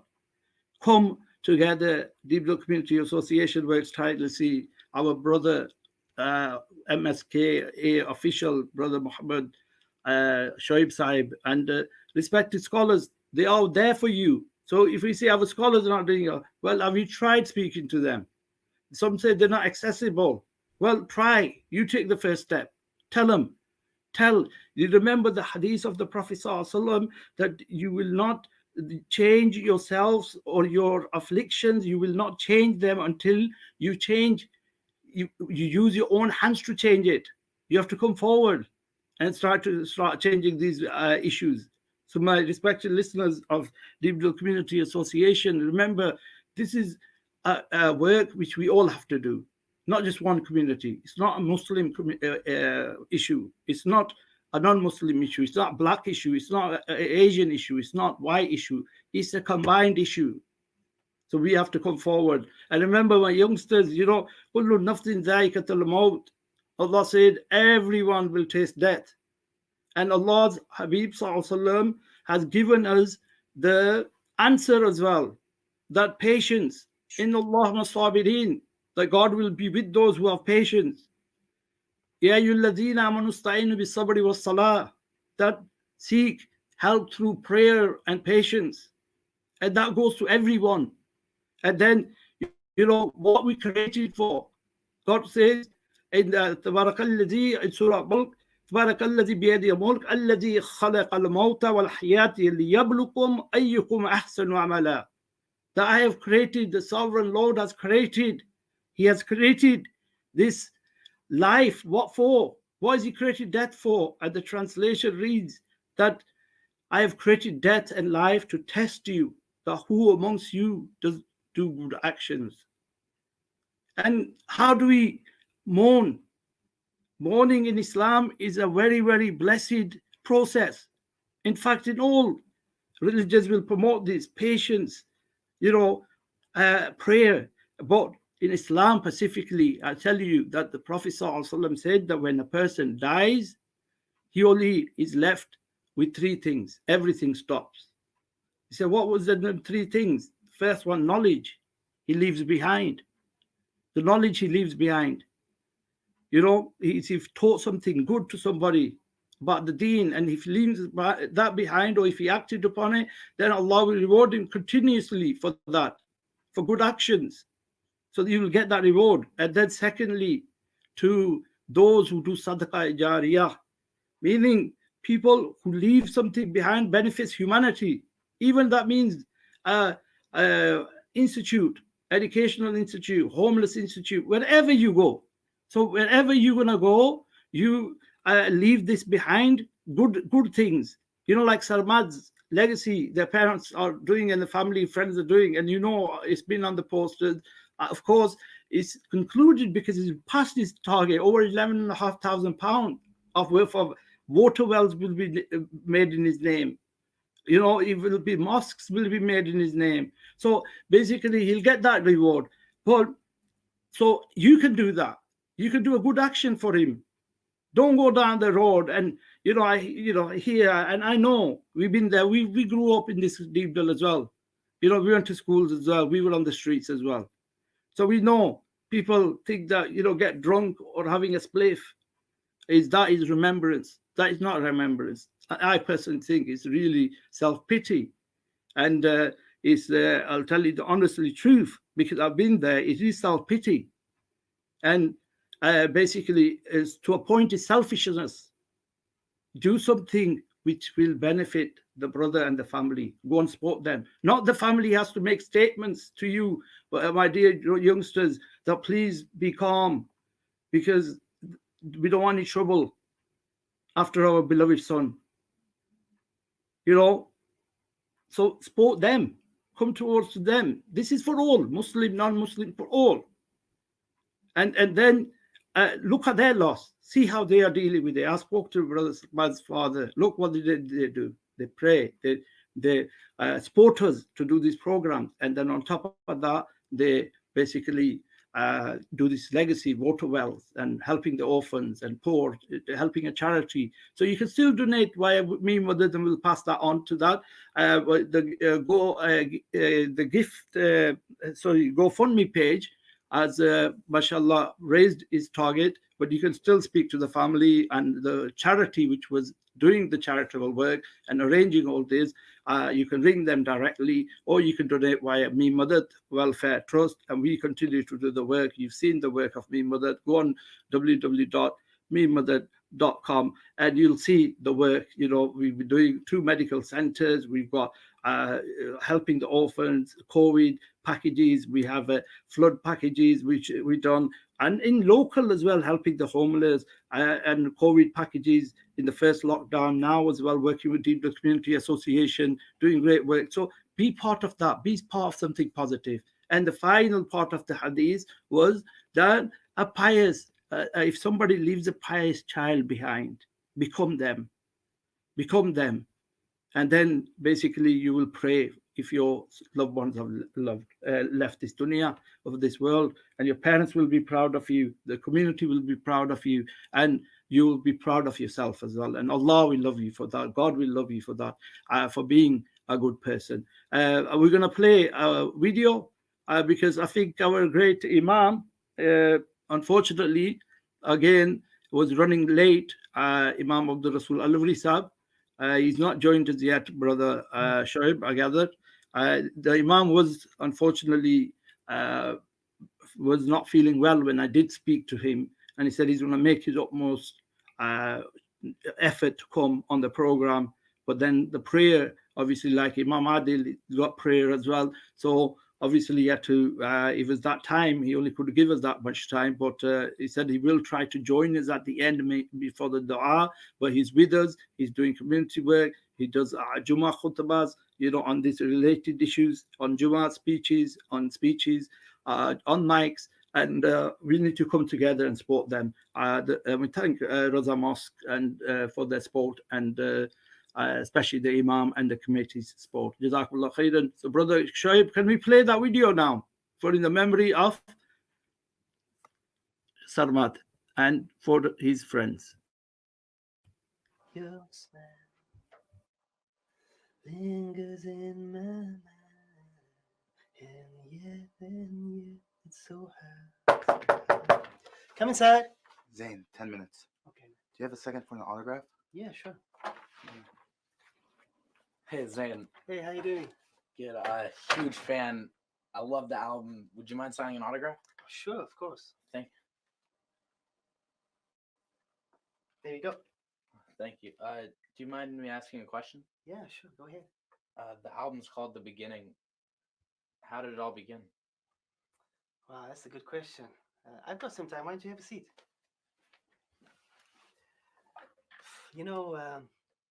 It started about 15 years ago when I was kind of your age. At the beginning, it wasn't very easy. Actually, it all started with a friend of mine. You smell.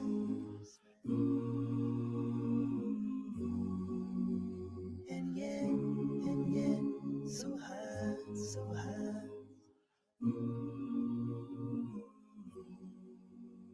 Remember your eyes.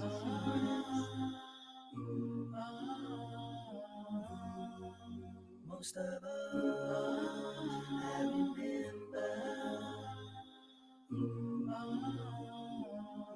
your smell. Where there's a right, there is no wrong.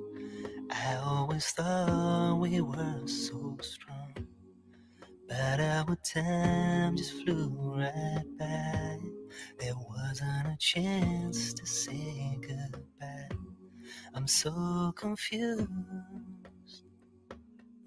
I feel all alone. Deep in my heart, I know Allah has called you home. But yeah, your smile still lingers in my mind. And yeah, it's so hard, I just break down and cry. I remember your eyes, find a way to melt my heart. Most of all, I remember your smile. Sometimes I lie awake at night, the pain in my heart I just can't fight. Why did you have to go away? Yet I know none of us can stay. You'll always be so special to me. In this world you'll always live as a memory. Whoa. But yeah, Your smile still lingers in my mind, and yet it's so hard. I just break down and cry. I remember your eyes, find a way to melt my heart. Most of all, I remember your smile. MashaAllah. Your smile still lingers in my mind, and yet it's so hard. I just break down and cry. I remember your eyes, find a way to melt my heart. Most of all, I remember your smile.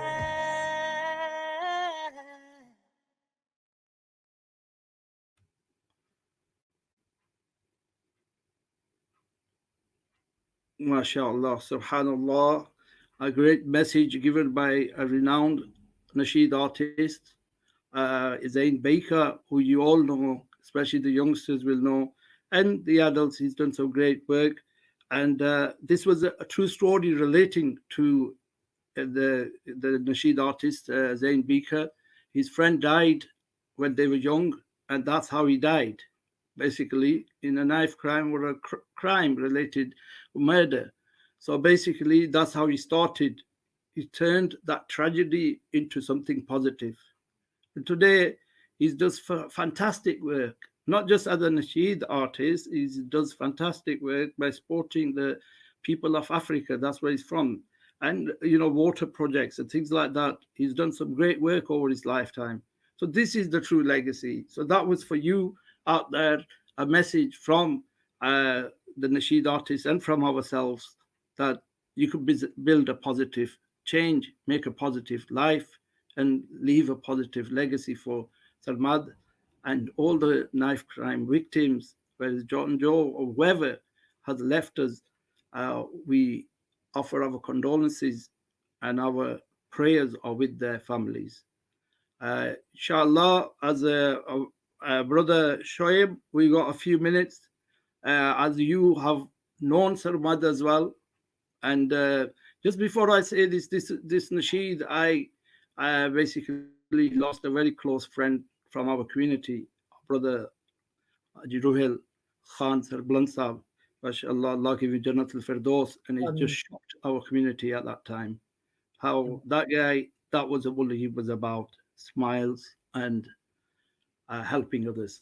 And I'm sure Sarmad's family and friends remember Sarmad, the smiles and the good times they had. Keep that in your mind, keep the memories, and build a legacy for him. And don't ruin it, please. Not for you, not for anyone else. Change your way. And that way, the reward will be given to Sarmad as well. And his family will be feeling that you're behind them. Okay, Brother Shoaib, would you like to add something there? Because obviously you were a friend and you knew Sarmad as well, and you know a lot of youngsters as well. What's your message? I know you, mashallah, as a young man, have spent a lot of your time, dedication, just to reading nasheeds and praising Allah Almighty and the beloved of Allah sallallahu alaihi wasallam. And brother is known all around the world, mashallah, for his work, and many great nasheed artists praise Brother Shoaib for his efforts and the hard work he does every week. And then, of course, editing and websites, all this putting together, making a website, and all this work is Brother Shoaib's work. You know, I do speak, but he's the hero behind the scenes.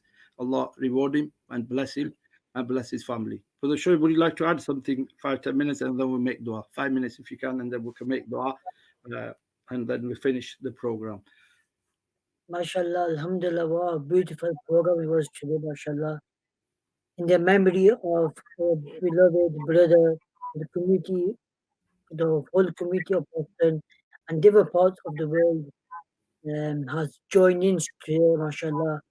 MashaAllah. Doing communication, any background of different people, where they are anywhere of the world, like John Joe, brother joiners, brother Umar, brother Najib, they are Imam Adil Shazad from Bradford, he has joined in as well.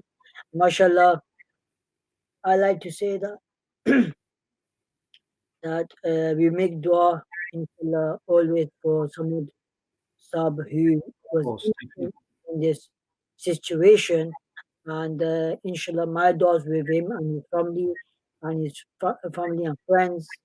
And I would like to give a message, short one, as I have not prepared, that instead going the wrong path, if you're struggling, talk to your parents, talk to the Imam Sahib, talk to your teachers, talk to someone which you can share your sadness when you're in trouble or anything like that you can talk to, so you can have like a comfort in your, take the away from the heaviness on your head, so you can release it and work on it, and inshallah. Okay, Brother Shoaib, sorry to interrupt, mashallah. We've got Maulana Abdul Rasul Alwi Sahib. He's running late for Salah, but he said he would like to say a few words, if you don't mind, and then you can finish at the end. MashaAllah, our Imam Abdul Rasul Alwi Sahib, we welcome him for joining us, mashallah. Jazakallah khairan. Allah reward you. Wa alaikum salam wa rahmatullahi wa barakatuh. I know your health is not well and you got to go to masjid as well. So everyone knows that. So inshallah we'll pass it on to you. Maulana Abdul Rasul Al-Wisa from Raza Masjid, Preston. Jazakallah khair, Brother Kamran. First, I'd like to congratulate you all for the beautiful event that you have arranged in the memories of the brother who passed away through the knife crime. May Allah subhanahu wa ta'ala elevate his ranks hereafter. May Allah subhanahu wa ta'ala grant him highest place in Jannah. And may Allah subhanahu wa ta'ala give sabr to the family and the relatives, the friends.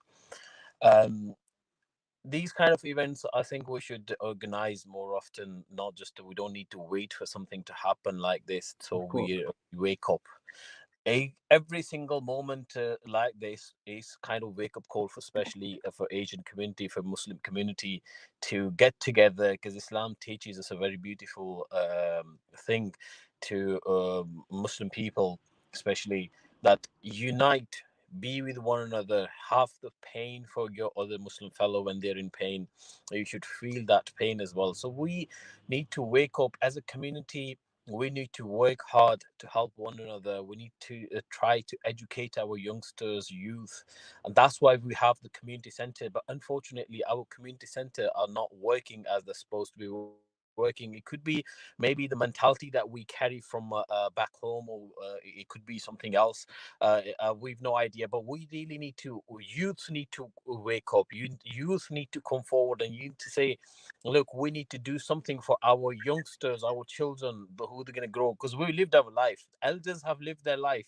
Now it's time for the youth to pass it on to the next generations. How are we going to do that? We don't have nothing ourselves. So as a community, we need to work hard. And as a community, these community center that we made, we didn't just make them to run a business. It's not a business, it's Islam. We need to do something good for our community. And even if you help one person, regardless of the religion, that could be the enough thing for us to last hereafter. That may benefit us hereafter. So we need to realize, we need to wake up, brothers and sisters, in this community, if in this country or wherever we live. The one thing we need to remember is that to help one another and to educate our children to stay away from all kind of crimes, not just a knife crime. It could be involving drugs, it could involve in drinking alcohol, it could be just wandering around the street. We need to work together. We need to help one another. We need to educate our children, talk about Islam, talk about dunya, talk about regular problem. Children, somebody may be going through so much in his head. So we need to, when we give them the opportunity, we give them the platform where they can come forward and talk about their problems, their sufferings. At least we may be able to help them. That is why the community is there. That's why we have the community center. That's why we have the ulama. That's why we have the charities that are working for good causes. So these NGOs, these organizations need to get together and come up with some kind of idea or plan where we can engage our youth, our youngsters, our children, and we can do good for them so they can carry it for their children. If we're not doing our duty properly, how are our children going to do any good to the community? And then end up, it's like half of our youth is lost. They don't know what they need to do. That's why they end up getting into either drugs, into other crimes, into other wrong things. We need to do something as a community. We need to work hard, and we need to do now. We don't need to wait for something to happen like this and then we arrange these kind of events. With these events, rather than having it happening on obviously because the corona now is happening on through a media, but they should be addressed in public. We need to get to the people. We need to arrange some kind of events in like some kind of center where we invite our youth. Unfortunately, our youth is missing. We don't get to see the youth, not even in the mosque, so we don't get to see them. Why? There is a barrier between that. So we need to break that barrier. We need to build a bridge so the youth can come and talk about their problem. We need to give them the opportunity and not just all the time criticizing somebody. If they've done something wrong in their life, we shouldn't be criticizing them. We should encourage them to do good in their life. And same thing, a same job. Our parents also have a duty to ask their child where they're living. If they're leaving outside, they're going outside, they need to know where they're going. Don't stop them from going outside. Say, okay, where are you going? At least let us know. Help them find out what their problems are. You need to talk to them. If you're gonna stay home, act like a parent, but yet you don't even ask your child what he's been going through, what he's been doing. That is the wrong thing, and Islam does not teach us that. Islam teaches a clear thing. It says that you should be looking after your child. You're responsible for it. You're the one.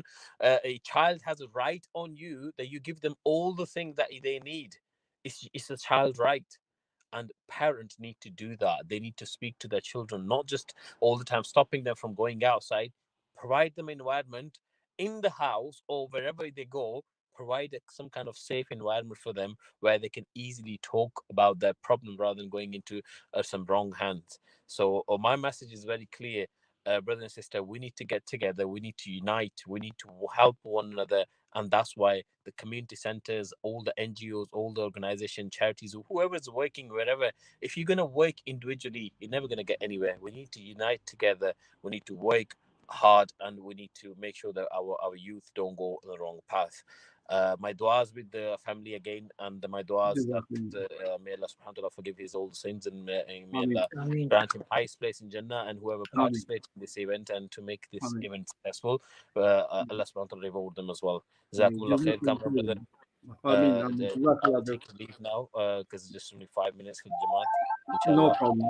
Jazakallah khairan. Allah ajr azim ata farmai. Our Imam Sahib is always supportive of these events. Jazakallah khairan, inshallah. And if you can speak about this on Jummah khutbah, which I said Imam Sahib does that regular about issues. He does it in Urdu, English. So there are scholars out there waiting for us to approach them, and they are trying to approach us, as Imam Sahib is saying. And we will be arranging that event which with Omar Khan and Najif Bhai, and also Najif Shah Sahib, and also with the Imam as well, that we will go to this youth club, John Joe's youth club event. We will take our communities, we will invite the sisters and the daughters as well. Because if our daughters are going to go to the town center on their own, or they can go to school, colleges, we trust them, and we need to make them aware of safe environments where they can go. Because this is, remember one thing, because this question was asked and John Jordan's answered it, that it's for everyone. Umar Khan answered it as well. It's for everyone, women, daughters, sons, everyone. So it's basically they're working on all fields. It's not just for the boys. There's an issue with the girls. Recently, Brother Shoaib, you mentioned, and I read upon this, there was an attack on a 14-year-old who died in London, near London, Reading. So basically 14-year-old, he died of, there was 2 boys and a girl involved. So, 4 boys and a girl. And there was a girl involved. So there is, there's both problems. Don't say it's just a boy's problem. It's not a boy's problem. It's everyone's problem. And Yeah, so we will arrange that. Once again, Jazakallah khairan to Brother Shoaib. And there's a couple of suggestions which came on from Brother Hussein, mashallah. Jazakallah khairan, Hussein, Brother Hussein Master, Allah reward you, because he works tirelessly with Fishwick Rangers, and Brother Fayaz does amazing work with his youth club as well in Ashton. So, you know, there are places, and they have been advertised. We've advertised them, but we just need to make them more, promote them more, and make them more accessible. He said, Brother is giving the message what all the speakers gave, that communication, talk. That people will talk, listen. Like there is time we learn to listen and let them talk. And the weeks they spend together, so if we arrange these things, if the weeks they spend together will benefit them socially, mentally, and spiritually, get to know others from different backgrounds and areas. So again, message of unity. It's not about a Muslim problem or a non-Muslim problem. It's all our problem. We're all from here. You know, like Don Joe's mother said, that half of me, I died that day when my son died. And I'm sure that's the same feeling. The parents, it's very hard for a father to bury as a child, you know, and it's very hard for a mother to see a child go at 16. Their hopes for him, future for him, just lost. So, you know, we need to support. This is where communities come into action. The community needs to support each other. Where you live, you have that warmth of heart. So talk to people, get to know your neighbors. No, we don't know our neighbors anymore. And there's another sister Fazila Patel, and she said, therapists, while provisions are available for girls and women, so especially when we are told that mothers are the madrasas for children. So I think sister is saying that they then let them lead. Let the mothers come for, if that's the first school of thought, that's your first school. The hadith Mubarak, that your mother, the mother is the first school for the child. So nature, mother nature's, and mother is, look what the teaching of the Prophet ﷺ, he said, Sahabi said, who should we love the most after Allah and the beloved Messenger ﷺ? Who should we love the most? And the Prophet ﷺ said, your mother. And second time, your mother. Third time, your mother. Then look at the status of the mother. That 3 times the Prophet ﷺ is mentioning the status of the mother, and then says after that is your father. Love him as well. And the hadith, like the mother has the Jannah. Brother Shoaib read some of the poetry of Mian Muhammad Baksh rahmatullah in English, that they are the breezes of paradise. And like the Prophet ﷺ said, that they are the Jannah, paradise lies underneath your mother's feet. And mashallah, how lucky this brother Byron is, or other brothers who have been serving their mother during this difficult time. And you know, that's what it is. The mother is that status. She could do much more, and we need to allow that to happen. So support our sisters groups, and like I'm saying, we will arrange this with Byron, and we will. And the sister, Brother Fayaz, you know, his wife, she does very active work at the youth club in the connected with Fishwick Ranger. Sus member, he was trying to arrange a event, but because there was such big interest, so the community needs it. The youngsters want it.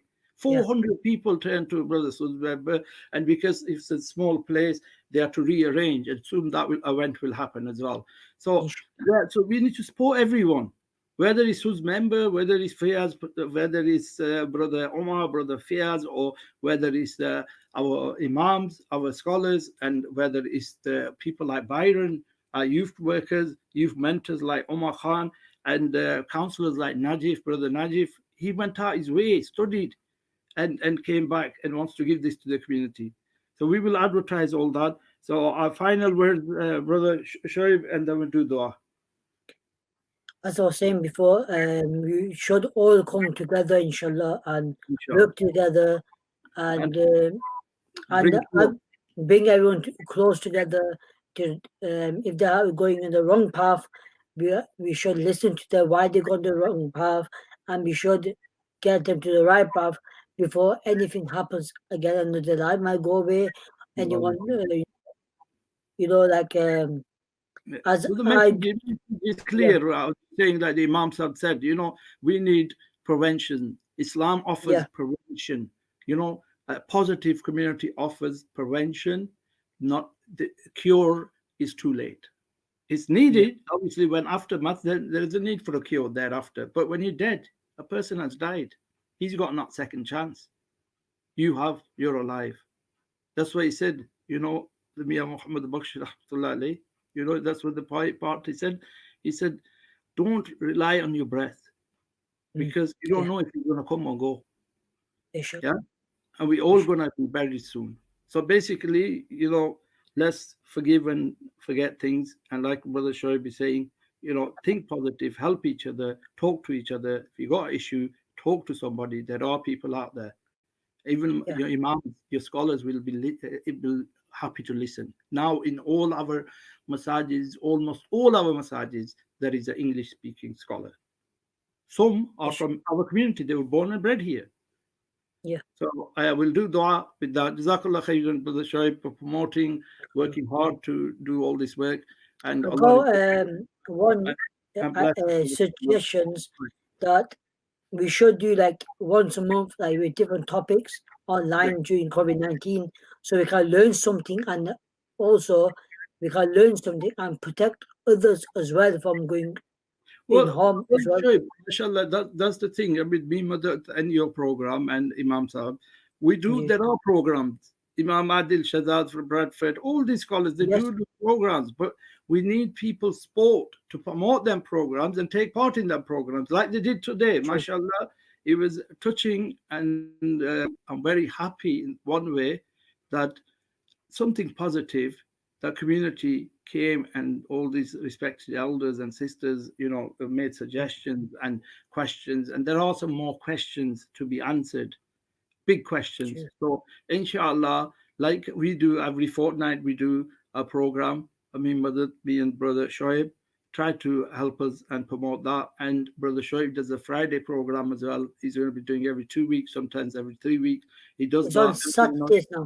Yeah, is mashallah Saturdays and Sundays is the Me Mother program. I will inshallah speak to Imam Adil and Imam Asim, his brother, for the next program, so they can come, if they can give us some time and elaborate on their work as well, and let him complete and conclude his speech in full. Jazakallah khairan. Al-Fatiha. Bismillah ar-Rahman ar-Rahim. Alhamdulillahi Rabbil Alameen ar-Rahman ar-Rahim. Maliki yawmiddin. Iyyaka na'budu wa iyyaka nasta'in. Ihdina as-siratal mustaqim. Dina an'amta alayhim wa ghayril maghdubi alayhim wa ad-dallin. Allahu ahad, Allahu samad. الله أكبر. بسم الله الرحمن الرحيم. الله أحد الله الصمد لم يلد ولم يولد ولم يكن له. والصلاة والسلام على سيد المرسلين والحمد لله رب العالمين. Ya Allah, Ya Rahman, you are the most merciful, the most kind. Ya Allah, prayed, and the scholars, Ya Allah, spoke about your blessed religion, and the community workers came together to do good. The scholars and the counselors and the community workers, all the work they have done, Ya Allah, Ya accept in your divine court and reward them. Ameen. Ya Rahman, Ya Allah, we pray for our brother Sarmad, who tragically lost his life in knife crime. Ya Allah, Ya Rahman, Ya Allah, bless his grave with the garden of paradise. Ya Allah, Ya Rahman, Ya Allah, Ya Rahman, elevate him to the Jannah. Ameen. Ya Allah, Ya Rahman, Ya Allah, we, Ya Allah, pray for the family. Ya Allah, grant them patience. Ya Allah, grant the ability to turn to you. Ya Allah, Ya Rahman, and Ya Allah, you bless them in return, for bless them with patience and reward upon their loss. Ya Allah, Ya Rahman, I make this loss into a positive, in one sense, his memory a positive one. Ya Allah, Ya Rahman, and a legacy behind him which will change the lives of others. And Ya Allah, we pray for the friends of Brother Sarmad. Ya Allah, you're merciful. Ya Allah, grant them patience and wisdom to deal with this tragedy. Ameen. Ya Allah, Ya Rahman. Ya Allah, we pray for all those who have lost their lives in knife crime. The other day, a 10-year-old child, Ya Allah, Ya Rahman, who are on fitra at this moment, nature. And Ya Allah, Ya Rahman, We pray for family as well, and the family of Ameen. the Reading, and the family of all over the country, the family, our brother who came on, Iron, grant him patience, hidayah, Ameen. Ameen. Ya Allah, Ya Rahman, and grant, Ya Allah, Ya Rahman, Iman to all of them, Ameen, Ameen, Ya Rabbana, Ameen. Ya Allah, Ya Rahman, we pray to you, Ya Allah, Ya Rahman, that you make our society a safe one, Ameen. Ya Ameen. Allah, Ya Rahman, Ya Allah, safeguard our children, give us the ability to educate them and grant them wisdom to have good company, Ameen. Ya Allah, Ameen. Ya Rahman, grant all the schools and all the communities to work together to Ameen. do good, Ameen, and try to forbid evil, Ameen, Ya Rahman, Ameen. Ya Allah, Ya Rahman, the evil in our society, rid it, Ameen. Ya Allah, the COVID, which is, Ya Allah, killed over 80,000 in this country alone, Allah. and millions turning to millions in across the world. Ya Allah, Ya Rahman, you are the most merciful, the most kind. Ya Allah, Ya Rahman, rid this problem, this virus from humanity. Ameen. Ya Allah, those who have died with Iman, Ya Allah, Ya Rahman, give them the highest Jannah. Ameen. Ameen. Ya Allah, Ya Rahman, you are the most merciful, most kind. Ya Allah, Ya Rahman, give us the ability to respect each other and love our young ones and respect our elders. Ameen. Ya Rabbana. Ameen. Ya Allah, bless us with goodness in this world and goodness in the Akhirah, protect us from the fire. Ameen. Ameen. Ya Allah, Ya Rahman, bless our parents and those who are left this dunya, elevate them to highest Jannah. Ameen. Ya Ameen. Rabbana, اجعلني مقيم الصلاة من ذريتي ربنا وتقبل دعاء ربنا اغفر لي ولوالدي وللمؤمنين يوم يقوم الحساب. Ameen. या अल्लाह या रहमान, जिस किसी ने भी दुआ के वास्ते या रब हाँ कर दे पूरी आरज़ू, हर बेकसूर मजबूर की जब दमे वापसी हो सब के लब पर हो ला इलाहा इल्लल्लाह मुहम्मद रसूलुल्लाह सल्लल्लाहु अलैहि वसल्लम इन्ना अल्लाह व मलाइकतहु युसल्लूना अलन नबी या अय्युहल्लज़ीना आमनु सल्लु अलैहि व सल्लिमु तस्लीमा अल्लाहुम्मा सल्लि अला सय्यिदिना मौलाना मुहम्मद व अला सय्यिदिना मौलाना मुहम्मद बारिक व सल्लिम सल्लि सुब्हानल्लाहि अम्मा यसिफून व सलामुन मुरसलीन वल्हम्दुलिल्लाहि रब्बिल आलमीन. Once again, Jazakallah khairan to all our listeners and our guests as well. May Allah subhanahu wa ta'ala reward you all. Assalamu Ameen. alaikum wa rahmatullahi wa barakatuh. In 2 weeks' time, there'll be another program. Please do join us. Jazakallah Inshallah. khairan. Assalamu alaikum wa rahmatullahi wa barakatuh. Peace be upon Wa you. alaikum assalam. Ameen.